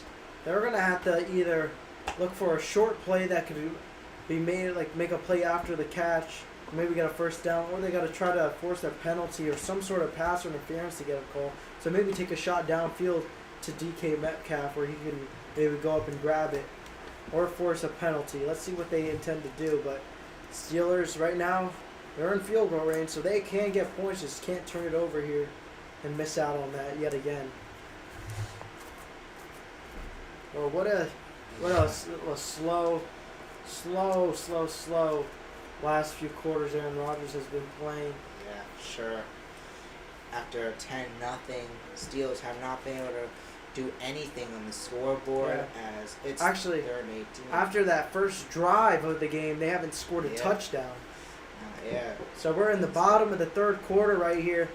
Steelers 3rd and 18. It's a stretch for them to make a touchdown, but no touchdown since the first drive of the game. Aaron Rodgers on 3rd and 18 drops back, looks downfield, and he finds his tight end, Pat Fryermuth, for the touchdown. Steelers get back on the scoreboard, and they are still in this one, have not given it up yet, and the Steelers get the touchdown and make it a 20-16 game, extra point pending.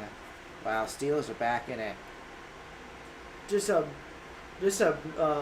gap in the coverage that Aaron Rodgers reads perfectly, throws it over the head of number 23, and with one of their starting corners going out, maybe that's why that play was given up for a touchdown. You saw the player had one of their starting corners had a cramp, and there's just a wide open gap or like missed coverage, and the Steelers take full advantage of it. You can see the pass is just thrown beautifully over the head of the receiver to his tight end, and it's a touchdown for Aaron Rodgers. We have a 3-point game at the bottom of the third quarter.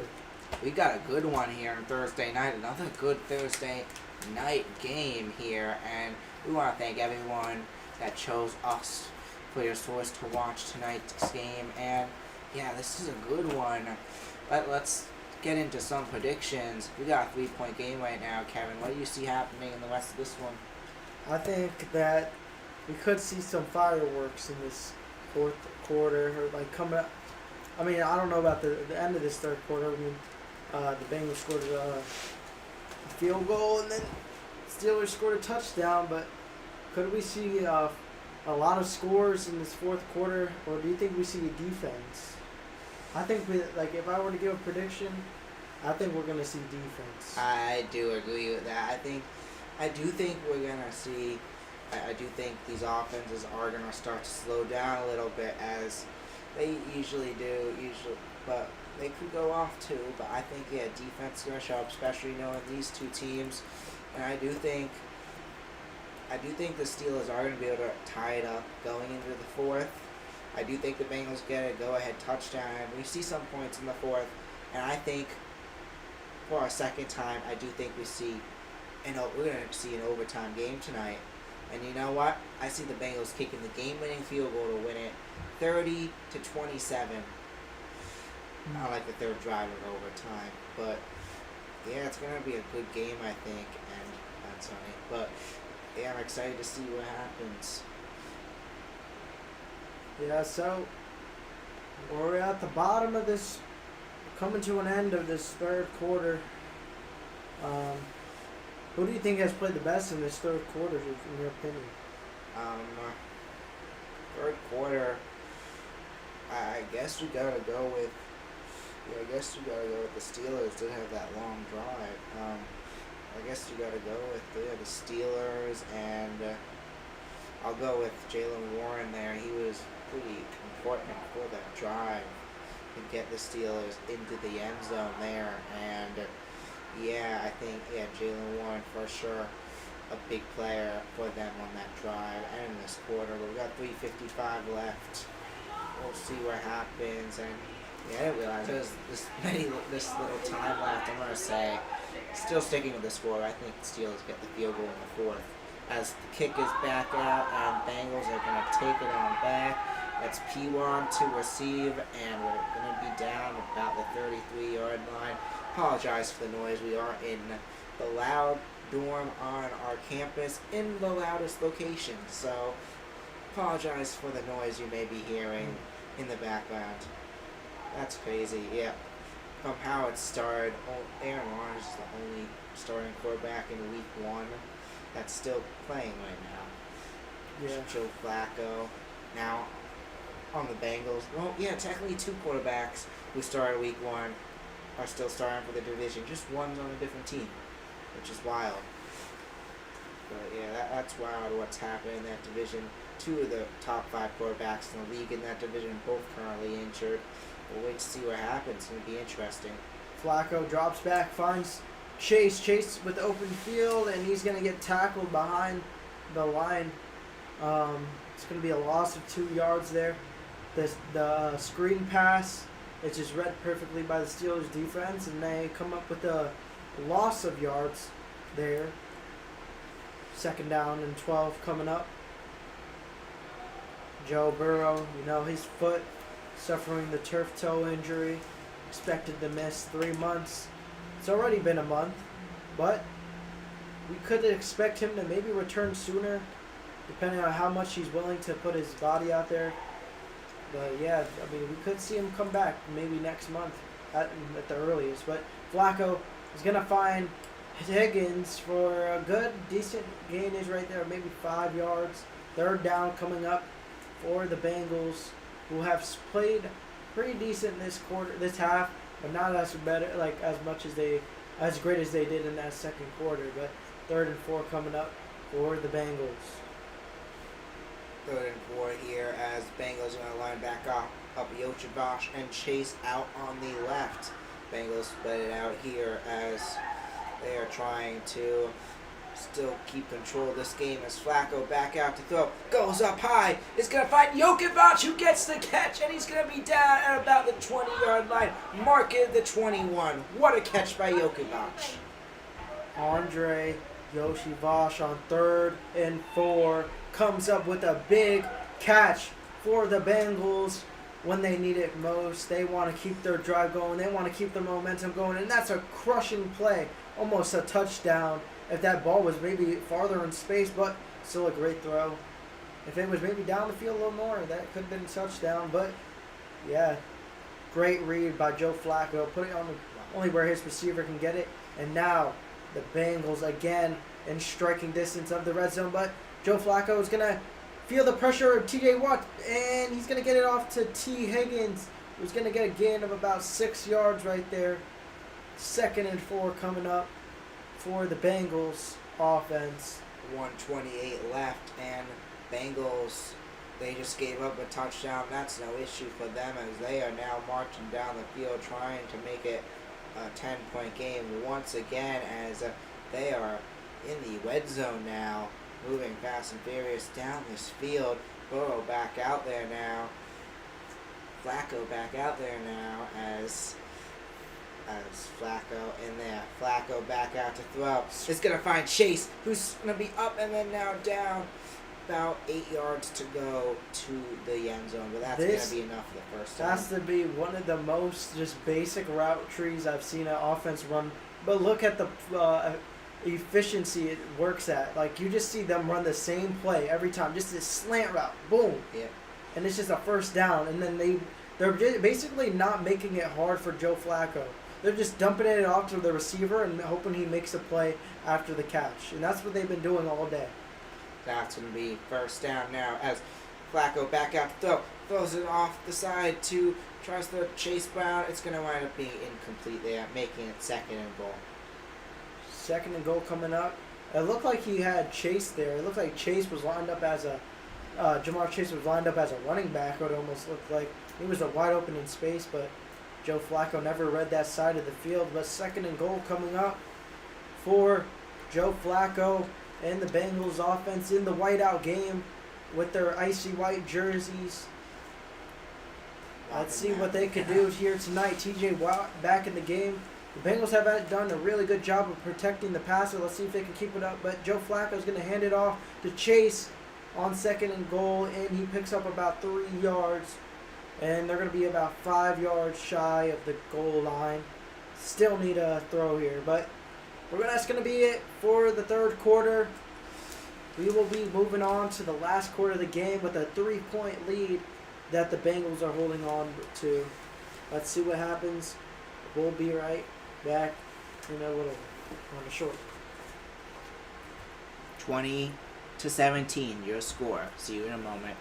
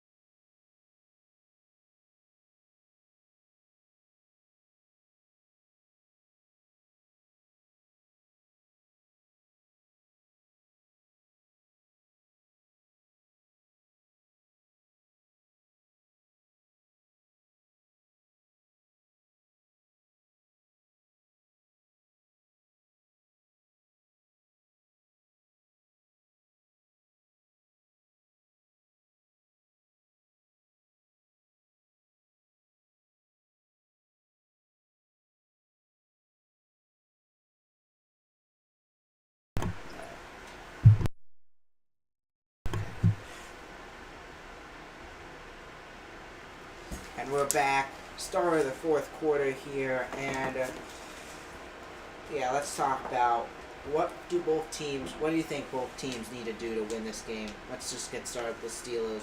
What do the Steelers need to do to win this game, Kevin? Right now they need to get a stop. It's third. It's about to be 3rd and 5. At the goal line, they get a stop here.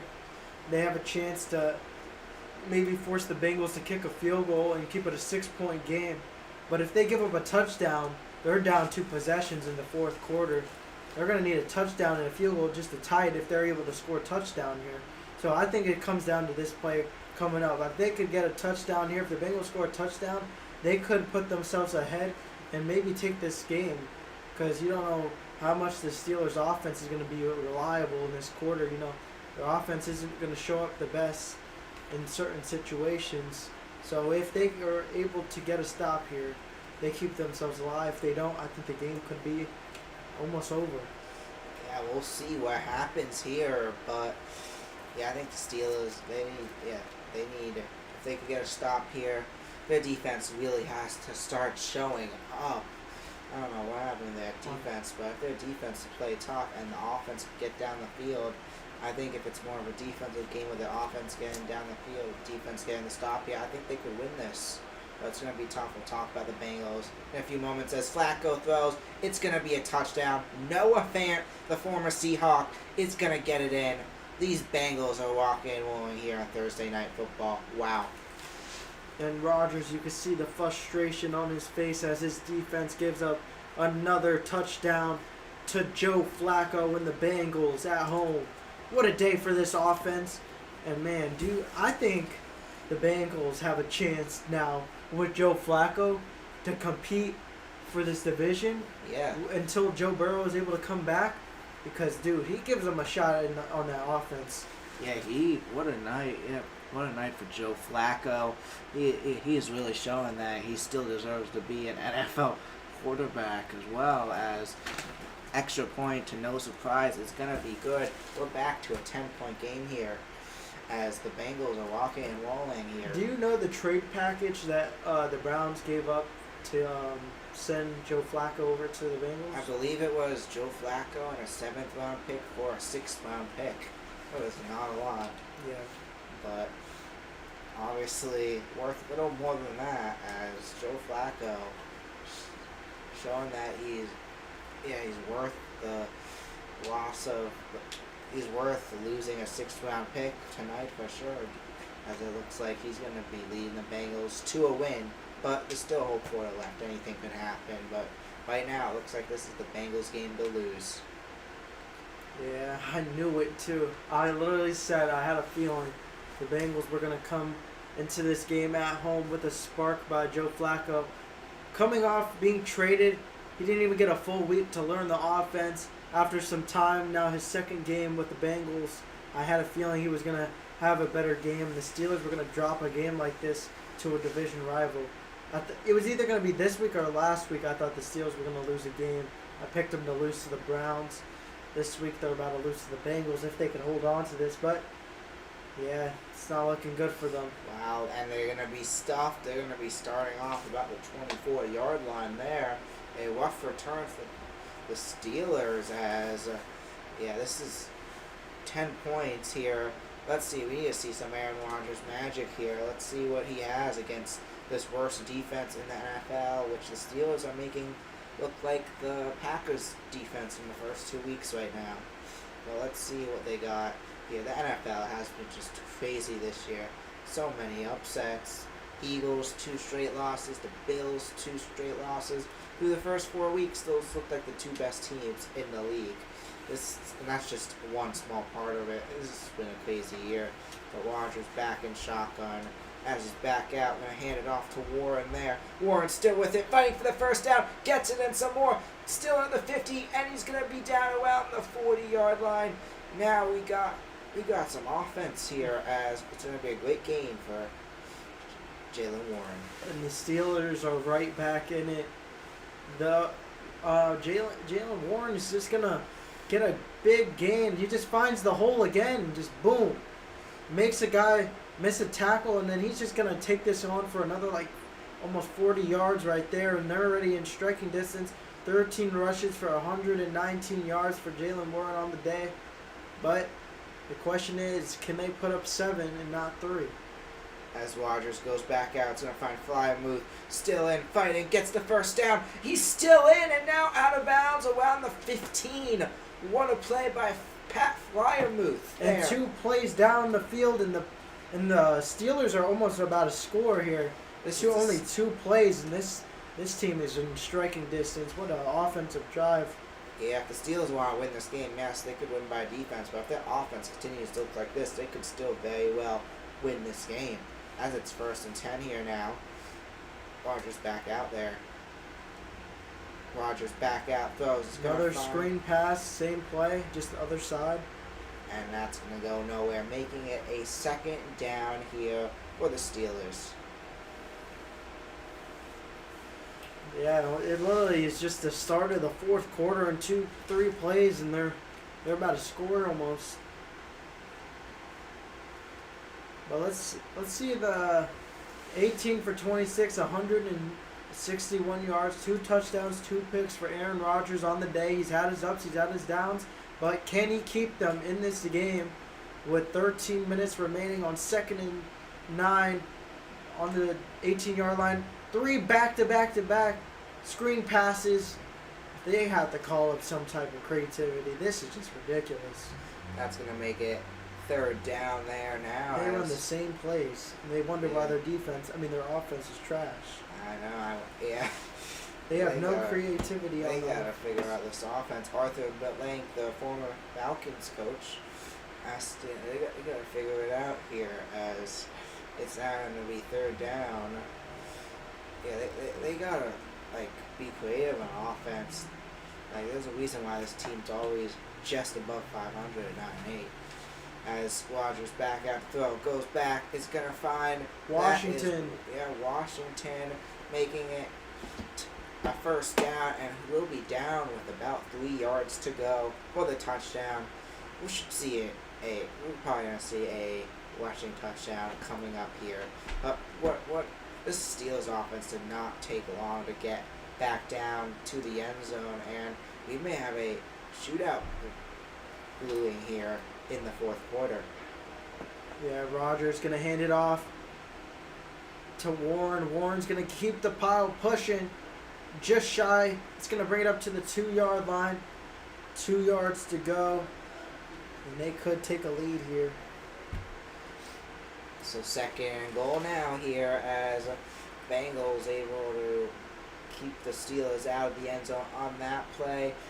But the Steelers marching in to try to get this back to a 3-point game here with the touchdown.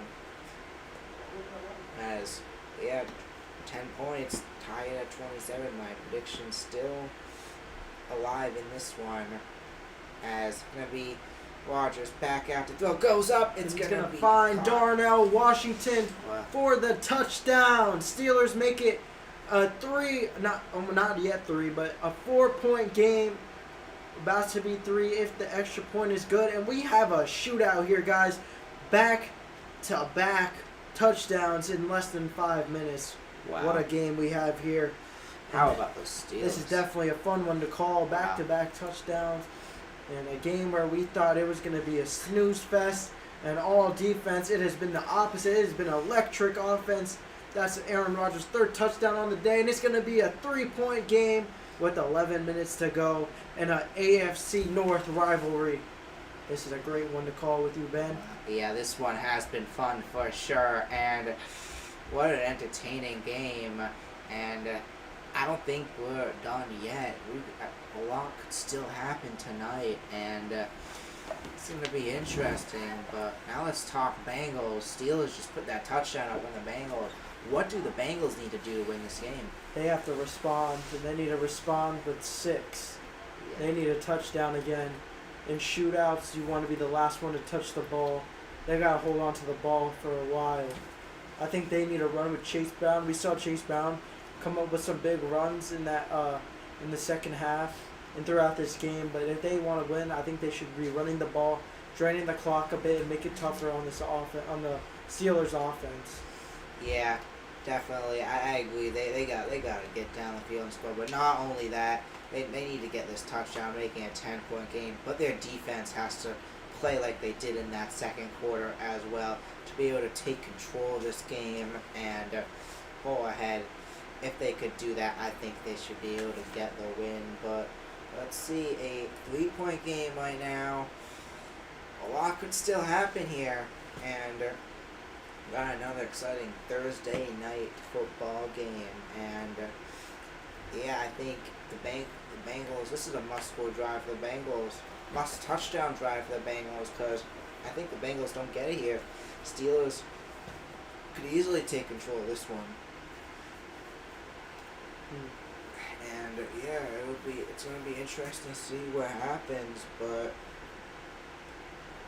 yeah, Kevin, what have you noticed a lot in the game tonight? Like, what's just something you've noticed a lot of? Definitely the offensive play callings on both teams. They tend to run the same plays. I don't know if it's because I watch a lot of Cowboys games, and like we have the best offense, so I'm used to seeing different schemes and concepts of offense that they run. But a lot these teams have been running the same things every time. They run the same slant routes, the same screen plays, and they seem to work. But at some point, they gotta read them, because that's all they've been doing really. Is just those same screens and slants by both of them, mainly the Bengals. But yeah.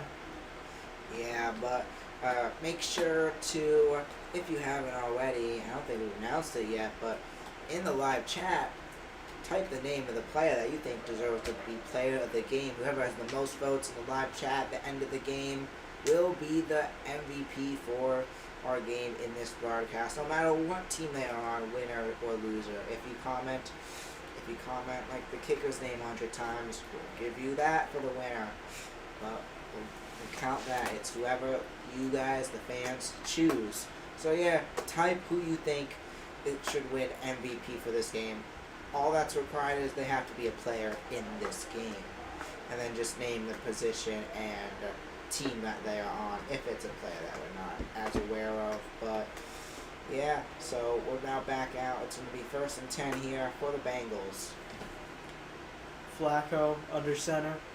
Tight end in motion, going to be a handoff to the running back. Chase is going to get a gain. He's going to stay on his feet again. He's going to pick up the first down. What a fight. Not able to be knocked down. Able to find the opening out more far left and able to get around. What a play by Chase to get that first down. Almost 2.5 seconds to throw the ball. 1 sec. You see how quick that Joe Flacco is able to get the ball out, so T.J. Watt doesn't have an effect on this game. It's just boom, boom, quick slants and quick, like, just short routes that aren't going to put pressure. But that's what we saw with Joe Burrow. Too much time in the pocket, and his offensive line can't hold up, and he gets sacked a lot. But they have been getting the ball out quick. But Joe Flacco on the play action is going to find Fant in space, and Fant's going to take it for about 25 yards, almost 30 yards. Stay in bounds there, but what a play by Noah Fant. Offense once again booming here, getting down the field. The former Seahawk getting multiple yards there. Wow, yeah, what Joe Flacco playing like Joe Burrow right now. Yeah, it makes sense that he's taking over a spot as Joe Flacco, looking like Joe Flacco 10 years ago. Yeah, So, he's had a great game on the day. Overall offense has been just amazing, but Flacco is going to fake the handoff, has time, looking downfield, and it's going to get tipped in the air. Great deflection by the defensive line of the Pittsburgh Steelers to bat that ball up in the air. that makes it a 2nd and 10 here as, defense. Just, great play overall as, Joe Flacco. It's now hurry up time. There's 9:36 left, and you got to get down the field here and keep this game take control of this game once again. Like they've been able to do it the last few times with the Steelers have Screen made pass to Chase touchdowns for 4 yards there. Yeah, Flacco able to find Chase for 4 yards. That's going to make it a 3rd down now as Chase was on the outside, able to get a quick pass to him. Flacco now coming up with the play, discussing the play with the team as it's going to be 3rd and 5, 13 completions to Jamar Chase. tied for most receivers in a game for a career. Wow, that's crazy. Flacco gets the snap, finds Chase. Chase is going to stay on his feet.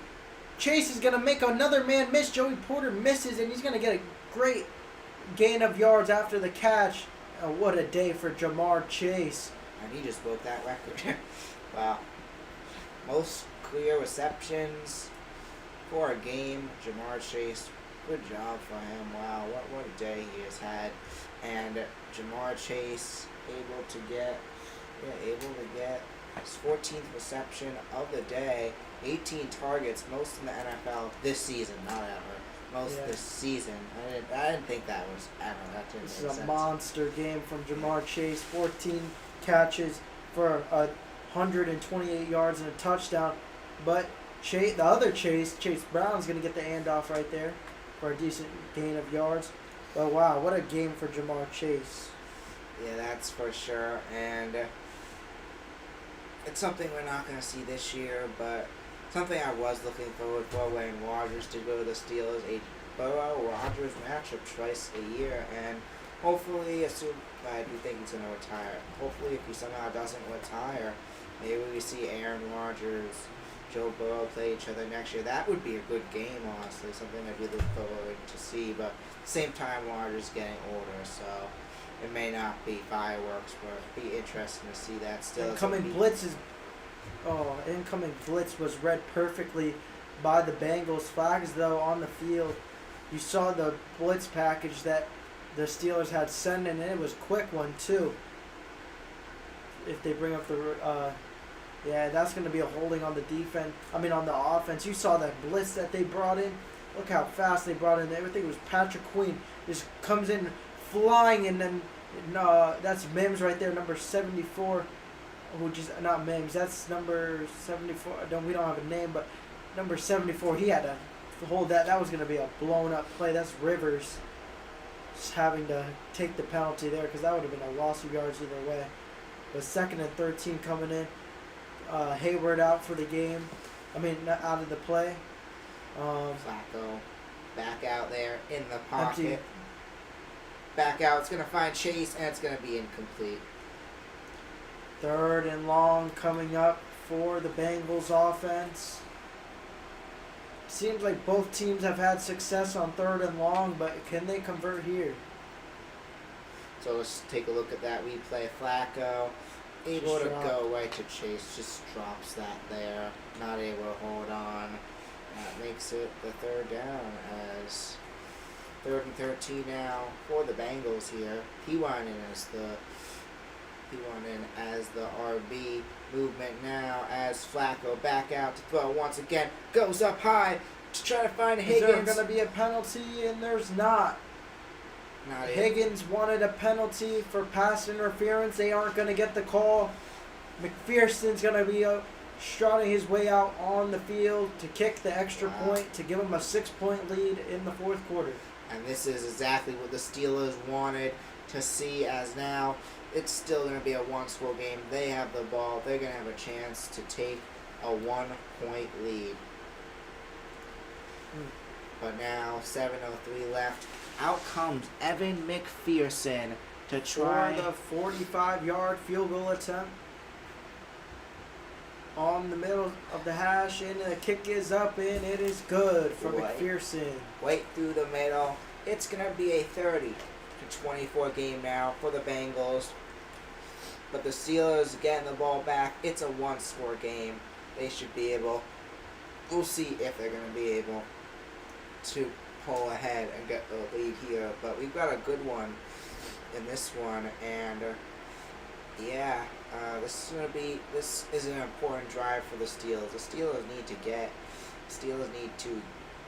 a touchdown here. I think if they can, they have control of this game. But at the same time, you don't want to give the Bengals much time left on the clock to be able to get down. Maybe try to run the clock out. Maybe. Well, it's going to be tough because you don't want to give the Bengals too much or too little time, because you know how fast their offense is moving.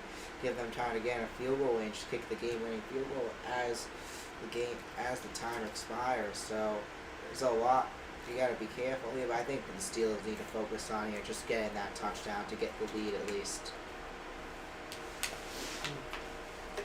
But yeah, we'll see what happens here, and yeah, a few exciting games this weekend. One that sticks out to me is Bucks and Lions. And who do you think, Kevin? Who do you think are some players that are going to show up in that game?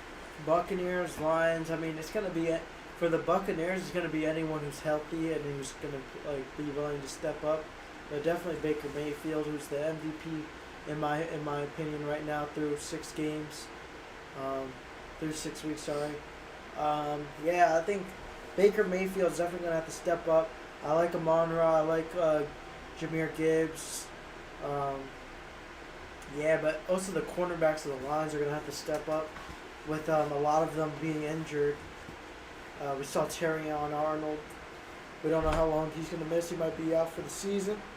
But, yeah, the Lions are going to need help on defense. And then, obviously, someone who's in the Defensive Player of the Year competition right now, run, you could say, is Aiden Hutchinson. So, yeah. But with 6 minutes left in this game, 7 minutes left in this game, the Steelers have a chance to take the lead with a touchdown, an extra point, if they could score it here. Rodgers hasn't touched the ball in about maybe 7 minutes. He's about to get the ball back in his hands in just a moment. So McPherson is getting ready to kick it back away. 6:58 left as this will be Bengals ball with just under 7 remaining as the Steelers take it on out. 85 to return. Still up, and he's going to be down around the 40. And out comes Aaron Rodgers. That was Williams, number 85 to return. And, yeah, it's going to be 1st and 10 now for the Steelers here. Out comes Aaron Rodgers. That's had an alright night. Of course, throwing those 2 interceptions. Those have been crucial for his performance. But still able to keep the Steelers in this one, as the Steelers have been able to get 2 touchdowns in the second half as they were down by 10. Now down currently by 6. That's 30 to 24 game as Rodgers back in the shotgun. And off to Warren. He's going to pick up about 2 yards on the game. On the run. He's had a great day on the ground, but I feel like with them having the opportunity to take the lead, they shouldn't just be considering running the ball. They should be throwing the ball. We saw them have success with that Freiermuth touchdown and then the big reception that Freiermuth also had. So keep it through the air. Look for your guys. I wouldn't say restrict them to the running game. Just because you have a chance to take the lead doesn't mean you should be slowing down your offense. 2nd and 7 now here. Rodgers handoff to Warren. Warren taking it. He's going to try to fight for some yardage, but he's going to be stopped with about 4 yards to go. It's the same play to the same side of the field and about the same gainage there, about like 2 or 3 yards. And 3rd down is coming up with under 6 minutes now in the 4th quarter. 3rd and 4. It is rocking in this building. These Bengals fans are excited and stoked that their offense and their team has been electric today. But 3rd and short, not 3rd, I was just 3rd and short coming up for the Steelers. Rodgers commanding the offense according to his liking. Rodgers going to get the snap, going to get the ball intended for Freiermuth, and it's going to get dropped or, no, incomplete. Just incomplete. It's not going to go through his hands or anything. And that's a 3 and out for the Steelers. Oh no, I think was that 3 and out? Yeah, so with that, the Bengals will be taking over. Or do they go for another punt? Punt it, but that was what the Bengals needed, and they are going to take control of this one now with the ball. That is not what the Steelers wanted to happen there, as the Bengals are going to get it back, and Steelers still have 3 timeouts. They got 5 minutes remaining. Let's see what that's going to be caught there and a fair catch there. It's going to be uh, Flacco and the Bengals come back out. And who would think a quarterback battle between 41. quarterbacks, 40 and 41. Who thought it was going to be Flacco who'd get it over Aaron Rodgers, though? I did not see that coming. Steelers, of course, Still time. the high and heavily favored team coming into this game. Of course, they're 4-1, only lost in week 2 against the Seahawks, but tonight, Bengals are trying to hand the Steelers that second loss, and they are playing it tough. It's going to be interesting to see if they're able to do it. But now the ball, even with a field goal, that would help making it a 9.2 score game. But yeah, let's see. This is going to be interesting to see if the Bengals are able to get down the field here. But excited to see what happens. And yeah, while we have a moment, let's just talk about so far throughout the season. What's one game that has stuck out to you? What do you think is the best game so far this season?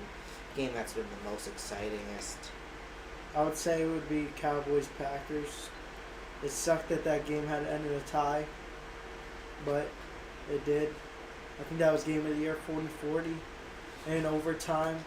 I think if there was college rules, we could have seen just infinite amount of points. Those offenses were just crazy that night. Yeah, that game was pretty good. Yeah. But I would also say another great game was the 49ers and the Rams on that Thursday night. That was a really good one too. And then yeah. I also like the Buccaneers and Seahawks game I think it was last week. That was a great game. yeah, those were all great games. But that Packers Cowboys game was great. But the fact that there was no winner doesn't make it amazing. But at the end of the day, I think this game by far is the greatest game this season and last season, probably last few seasons. Bills Ravens week 1. That was a crazy game. Down by 16 with 4 minutes left. The Bills came storming back and won that one in a stunner, 41-40. That was just a crazy game. As Flacco is going to throw it up in the air, incomplete, tries to throw to Chase there, making a 2nd and 10. And that's about 20 targets on the day for Jamar Chase. That might be the most we see all season by a player. And he's doing it tonight, so something really nice to watch here. He might be approaching the history books with the amount of targets he's had today. Just getting fed the ball. 2nd and 10 now. 2nd and 10 coming up for the Bengals offense back on their 10-yard line. Flacco gonna hand it off. No, Flacco gonna keep it himself. Flacco gonna pick up the first down. Wow. QB run for Joe Flacco, the 40-year-old. And he's gonna pick up the first down. And another 2 minutes is gonna come off the clock now if they intend to run the ball. So now it's gonna be 1st and 10 here after that game there to get the first down. Clock ticking down now. Steelers still have 3 timeouts. Taking a look at that last play. Flacco able to do a trick play, able to keep it and fake handoff. Keeps it and gets enough for that first down using his legs at age 40. What a play by Joe Flacco. As Flacco now back out there. Fake handoff, back to throw. Goes up high and it's going to be thrown out of bounds. Was caught for the interception, but that was already out of bounds, so it's going to go down as an incomplete pass. Now, that makes it a 2nd and 10 here for the Bengals. 4 minutes and 20 seconds on the clock. They still do not have a full lead here, so they want at least another field goal to give them a shot of just keeping this lead. Their offense has been doing it all. You don't want to leave it in the hands of your defense. But Joe Flacco gonna get the snap, keeping it out and through the air, and he's gonna get brought down for the sack, and that's T.J. Watt. Who else? But Coming up with the sack, his first of the day. yeah, who else but T.J. Watt? For years, he has been phenomenal. Of course, isn't the level that he used to be, but he is still an amazing player, able to get the sacks there, gets another one. Of course, was able to tie the record and a few seasons ago. And yeah, she's been phenomenal on the defensive side of things. But now moving for Chase up front, as Flacco hands it off, he's going to find P-Ryan, and he gets a couple, and it's now going to be 4th down, and the Steelers look to have another chance with 3 timeouts left. Wow. Steelers are going to have another opportunity to go down and take the lead in the 4th quarter. And yeah, I mean, now with this clock running, it's going to be under 3 minutes. And the Bengals are going to maybe afford to lose this game, because if they're able to go down there and score a touchdown, that could be game. Yeah, that's for sure. And wait, what score did your Steelers, dad say? 27. He said 30-27 Bengals. So he is very close at this one right now. That could happen. It could happen Because they could take a field goal and try to and then try to That's get it wild. back and get another field goal. Yeah, he's never nailed a score before. I've nailed 2, but yeah, this would be the 3rd time prediction video history. We've had so many close games over the years. Like, there's been so many games, probably 10 or 20 that have been been off by 1 point for one team, or teams have scored 1 more point, even rare points. Remember the Bengals Patriots game a few years ago, when I think my dad said it was going to be 23-18, a score that's never happened. It was 22-18, a score that's never happened. But anyway, it's going to be the Steelers' ball here, and let's see what Aaron Rodgers has up on his sleeve. Of course, he's made so many game-winning drives in his career. We see another one here as Rodgers goes back out, escapes the pocket, back out to throw. Is going to go, tries to find Washington. That's going to be incomplete. Intended for Darnell Washington. And it looked like he had a shot, but that ball is just... let's look at the replay here. It looked like his receiver did have a chance to catch that ball. Let's take a look. No, it's just broken up by Wilson right there, number 55. He's able to get his hand on it. If not, that would have been a big reception for number 80, Darnell Washington. But Rodgers drops back, has time, finds number 10, Roman Wilson, the Michigan man, for the 1st down and more. But there is a flag down. Holding on the offense is going back, and it's going to be a repeat of the down. 2nd down coming up again, but they're going to be moving back. So, yeah, that does move them back there, and that's not what the Steelers needed here. Let's see what they got. Let's see what they're going to do here. Yeah, they've been, in this second half, they've been able to, at least most of the time, besides that last drive, they've been doing a good job getting the team and this offense down the field. Let's see if they're going to be able to do it here, however, as it's now 2nd and 20, a bit to go for the 1st down, as Rodgers goes back out to throw, taking his time, goes up high, and it's going to be caught! Downfield at the 10, at the 5, touchdown Steelers! For the lead, and the Bengals have 2:21 left. Wow. On a bailout, 2nd and 20, Pat Fryermuth with the touchdown, 58 yards on 2nd and 20. We are tied currently, but with this extra point, the Steelers could go up 1. Wow. What a game with a missed extra point. We could see some overtime, but regardless, yeah, this has turned into a great What a game. game! What a game! You still got 2 minutes left. How fast this offensive spin. Bengals could run out the clock, but look, the Steelers still have 3 timeouts. So much could still happen. We're about 3 hours into the stream, and we still got a bit to go here, as so much is going to go down. Extra point is good, so it's going to be a 31-30 game now here, as the Steelers take the lead here with a little more than 2 minutes remaining, still with 3 Let's timeouts. just take a look at this. Pat Freiermuth is just going to find a way through that busted coverage. Rodgers is able just to maneuver through the pocket and throws a ball right on the money over the receiver. Boom. And then Freiermuth in space is a pretty quick tight end. He's going to score for his second of the day.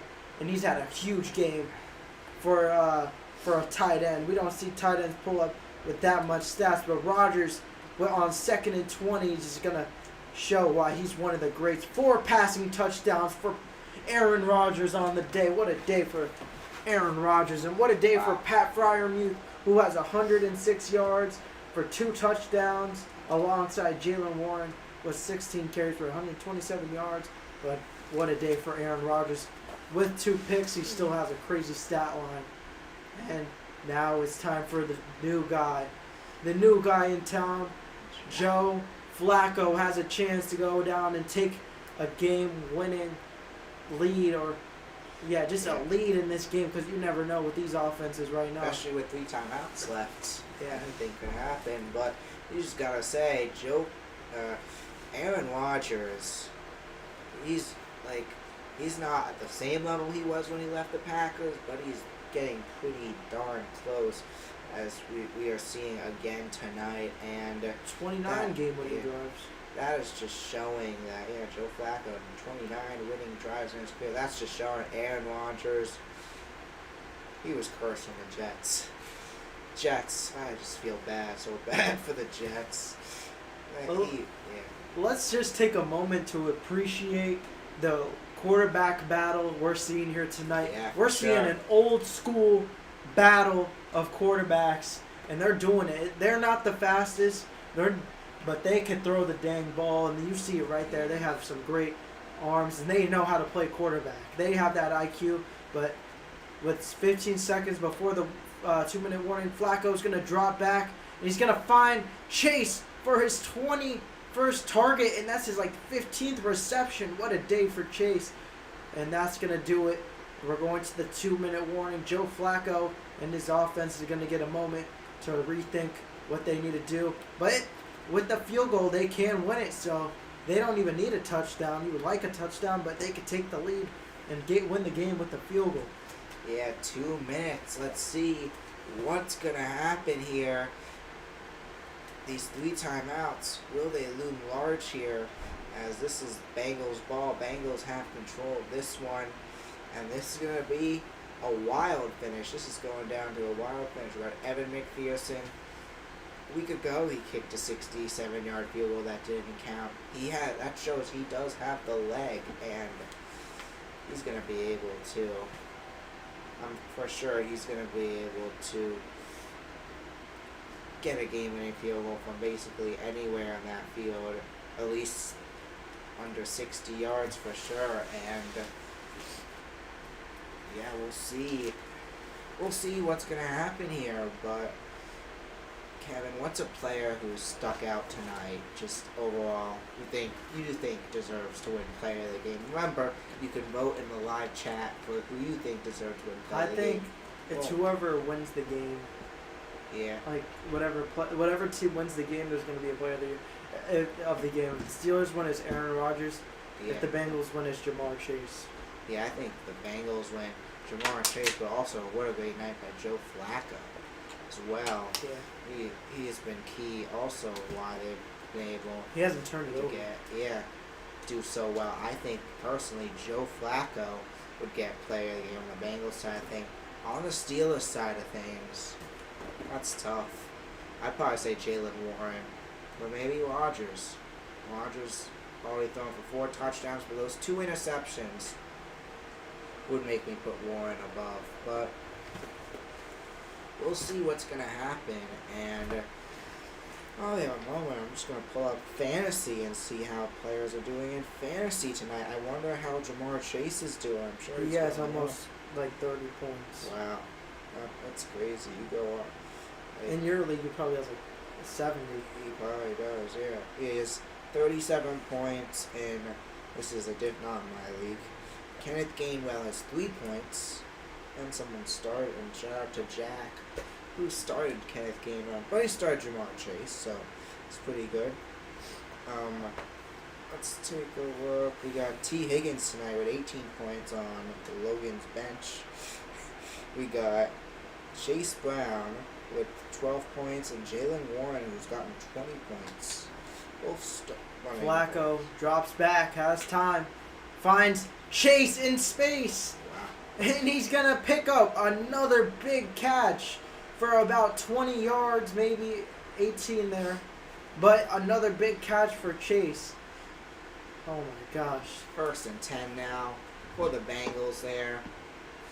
Chase is on the case. He is doing it all tonight. Look at this play. So we got T. Higgins moving out to the right as Chase does the route, goes around, runs in front, and goes out. Flacco able to throw him the ball open to get the yardage there. Chase. 16 receptions for 161 yards for Chase on the day. Flacco in field goal range already. Hand off to Chase Brown. Brown's going to pick up about a yard there.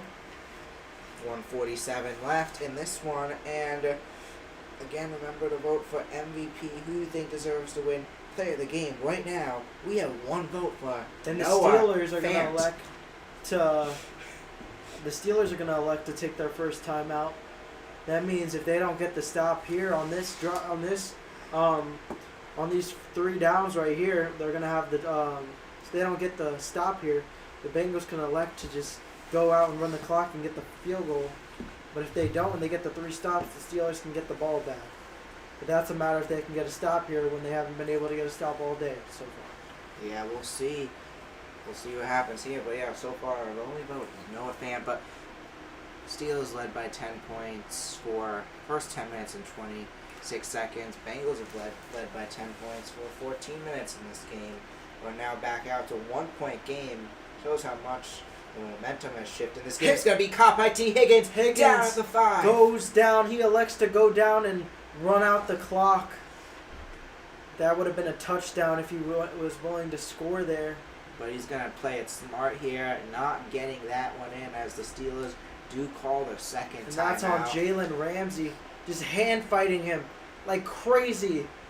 Just look at that hand fighting by T. Higgins and Jalen Ramsey. Boom. Just finds a way to win that. And he goes down. If he didn't go down, that's a touchdown right there. And that will set up the Bengals in position to kick a game-winning field goal. They got the first down. Steelers only have one more timeout. Can only stop them one more time. They basically are going to be able to get the clock down. And Evan McPherson going to be able to kick the game winner. Should be able to kick the game winner in a few moments with 1:39 left. But the Bengals in prime position to pull up the upset on Thursday Night Football. Yeah, it's going to certainly be a handoff. No, it's going to be just Joe Flacco taking the knee here. Steelers will use their last timeout. And yeah, that's going to... The Steelers are going to still have a chance to get the ball back. Because with another knee, that's 40 seconds. And then that's another 40 seconds. So they could have the ball back with under 15 seconds to maybe get in field goal range or maybe get a Hail Mary. You never know with Aaron Rodgers. Yeah, I know. We can see another Aaron Rodgers miracle on prime time. So I would suggest that they hand it off to Chase, or they make sure that they're able to hold on to the knee for a second. So hold it, Oh, yeah. and then take a knee. There goes a few more seconds. You back up your kicker, but it's still a short kick. But you're taking time off the clock. So 40 seconds will run off the clock here. That takes under 15, so they have less than 15 seconds now. So you're looking at maybe 10 seconds, and they're going to do that probably one more time. There's going to be barely any seconds here. But my question to you is, would you be concerned with your special teams unit maybe potentially giving up a blocked field goal, especially with how much we've seen this year? Yeah, that's a risk, and that's a risk at the end of the day that you're gonna have to take. Yes, I'm definitely concerned. Like anything could happen. We haven't seen it on the Steelers yet, but it's not like it's the Eagles. But still, it's something that we have seen, and yeah, that's the risk. I think at the end of the day you do have to take, and just hope that it doesn't get blocked, as most of the time it is not. And Because yeah, we've seen T.J. Watt block We- kicks in the past, oh yeah, we have. Yeah, so you never know. And yeah, the Steelers have done it. But yeah, looking at this division, Steelers currently lead it at 4-1. With the loss, they fall to 4-2. As Flacco's probably gonna try to get a few more seconds off the clock. They're down to 13 as they're gonna go back. And that's going to be a runoff. They're going to have about 9 seconds left in the game. McPherson will probably get it down to like 5, and that gives Rodgers enough time to possibly throw a Hail Mary. Maybe, yeah. Yeah, you never know. We've seen him do it multiple times in his career. Will we see it again? But on comes McPherson. McPherson, who hit the 67-yarder a week ago. Surely this has to be easy for him. But he has the pressure of the fan base. But you know, he's also hit the biggest kick in his career, the one that sent them to the Super Bowl. Yeah, that's for sure. So many big kicks this guy has had. So this one should be an easy one for him. But let's see if McPherson's able to make it. 11 seconds left. Clock ticking down. Probably get it with the field goal. Probably get it to about 6 or 7 seconds left on the clock. And Probably 9. yeah, maybe 9. 9 or 8, because this is a short kick, so it's not going to be in the air as long. But yeah, we'll see as McPherson back in position. 3 for 3. He's made one from 49, 23, and 45 tonight. McPherson can't be iced here. Surely will feel the pressure of the Steelers' defense, special teams. But the kick is going to be up, and it is good!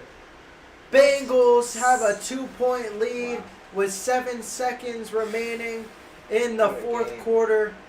Bengals lead at home. Surely they win this, right? What a game. They got 7 seconds left. I think it's pretty much, we'll say 95, 99, 98% here, 99%. Yeah, I think the Bengals just pulled off another big stunner. Third big stunner, well, especially last 2 Thursday nights. We got another big stunner here. And now let's see Aaron Rodgers. We've seen it before. We're going to see a Hail Mary. We saw it last season in that Bills-Jets game at the end of the first half. We saw that famous Hail Mary against the Lions, that game winner.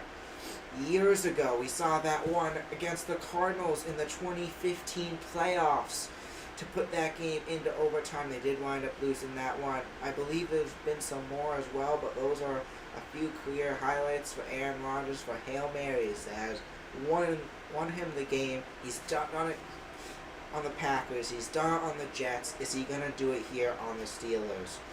We are about to find out, as it's going to be Packers ball now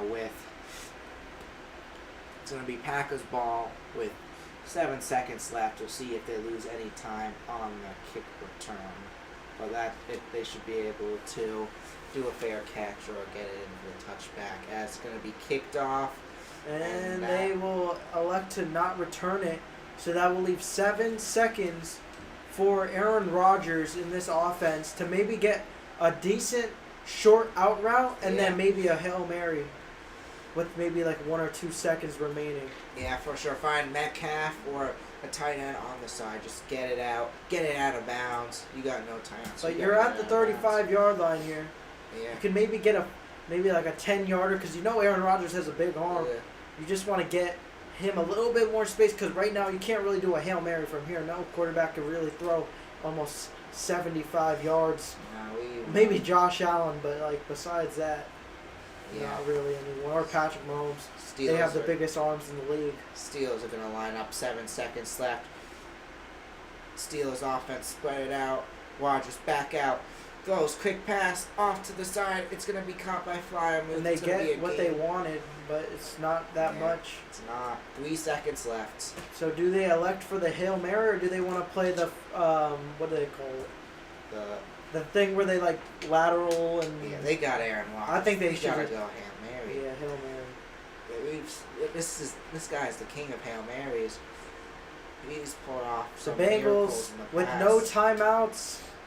Rodgers down by 2. The last play of the game here. Will he do it? This is an exciting one. Rodgers in shotgun. Back out to throw.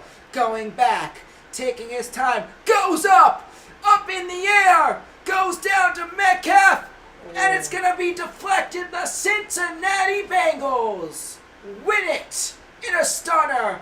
Steelers 4-4-2. Bengals get their 3rd win of Oh the year my after gosh. dropping 4 straight. They're 3-4. That was Wow. so close. Wow, he almost Metcalf, got it, he had the arm. Metcalf was there. yeah. That was almost close. We almost saw an Aaron Rodgers Hail Mary. But what a battle between the 40-year-old quarterbacks, the 40-year-old plus the 2 oldest starting quarterbacks in the NFL. Battle it out on Thursday night in a thriller.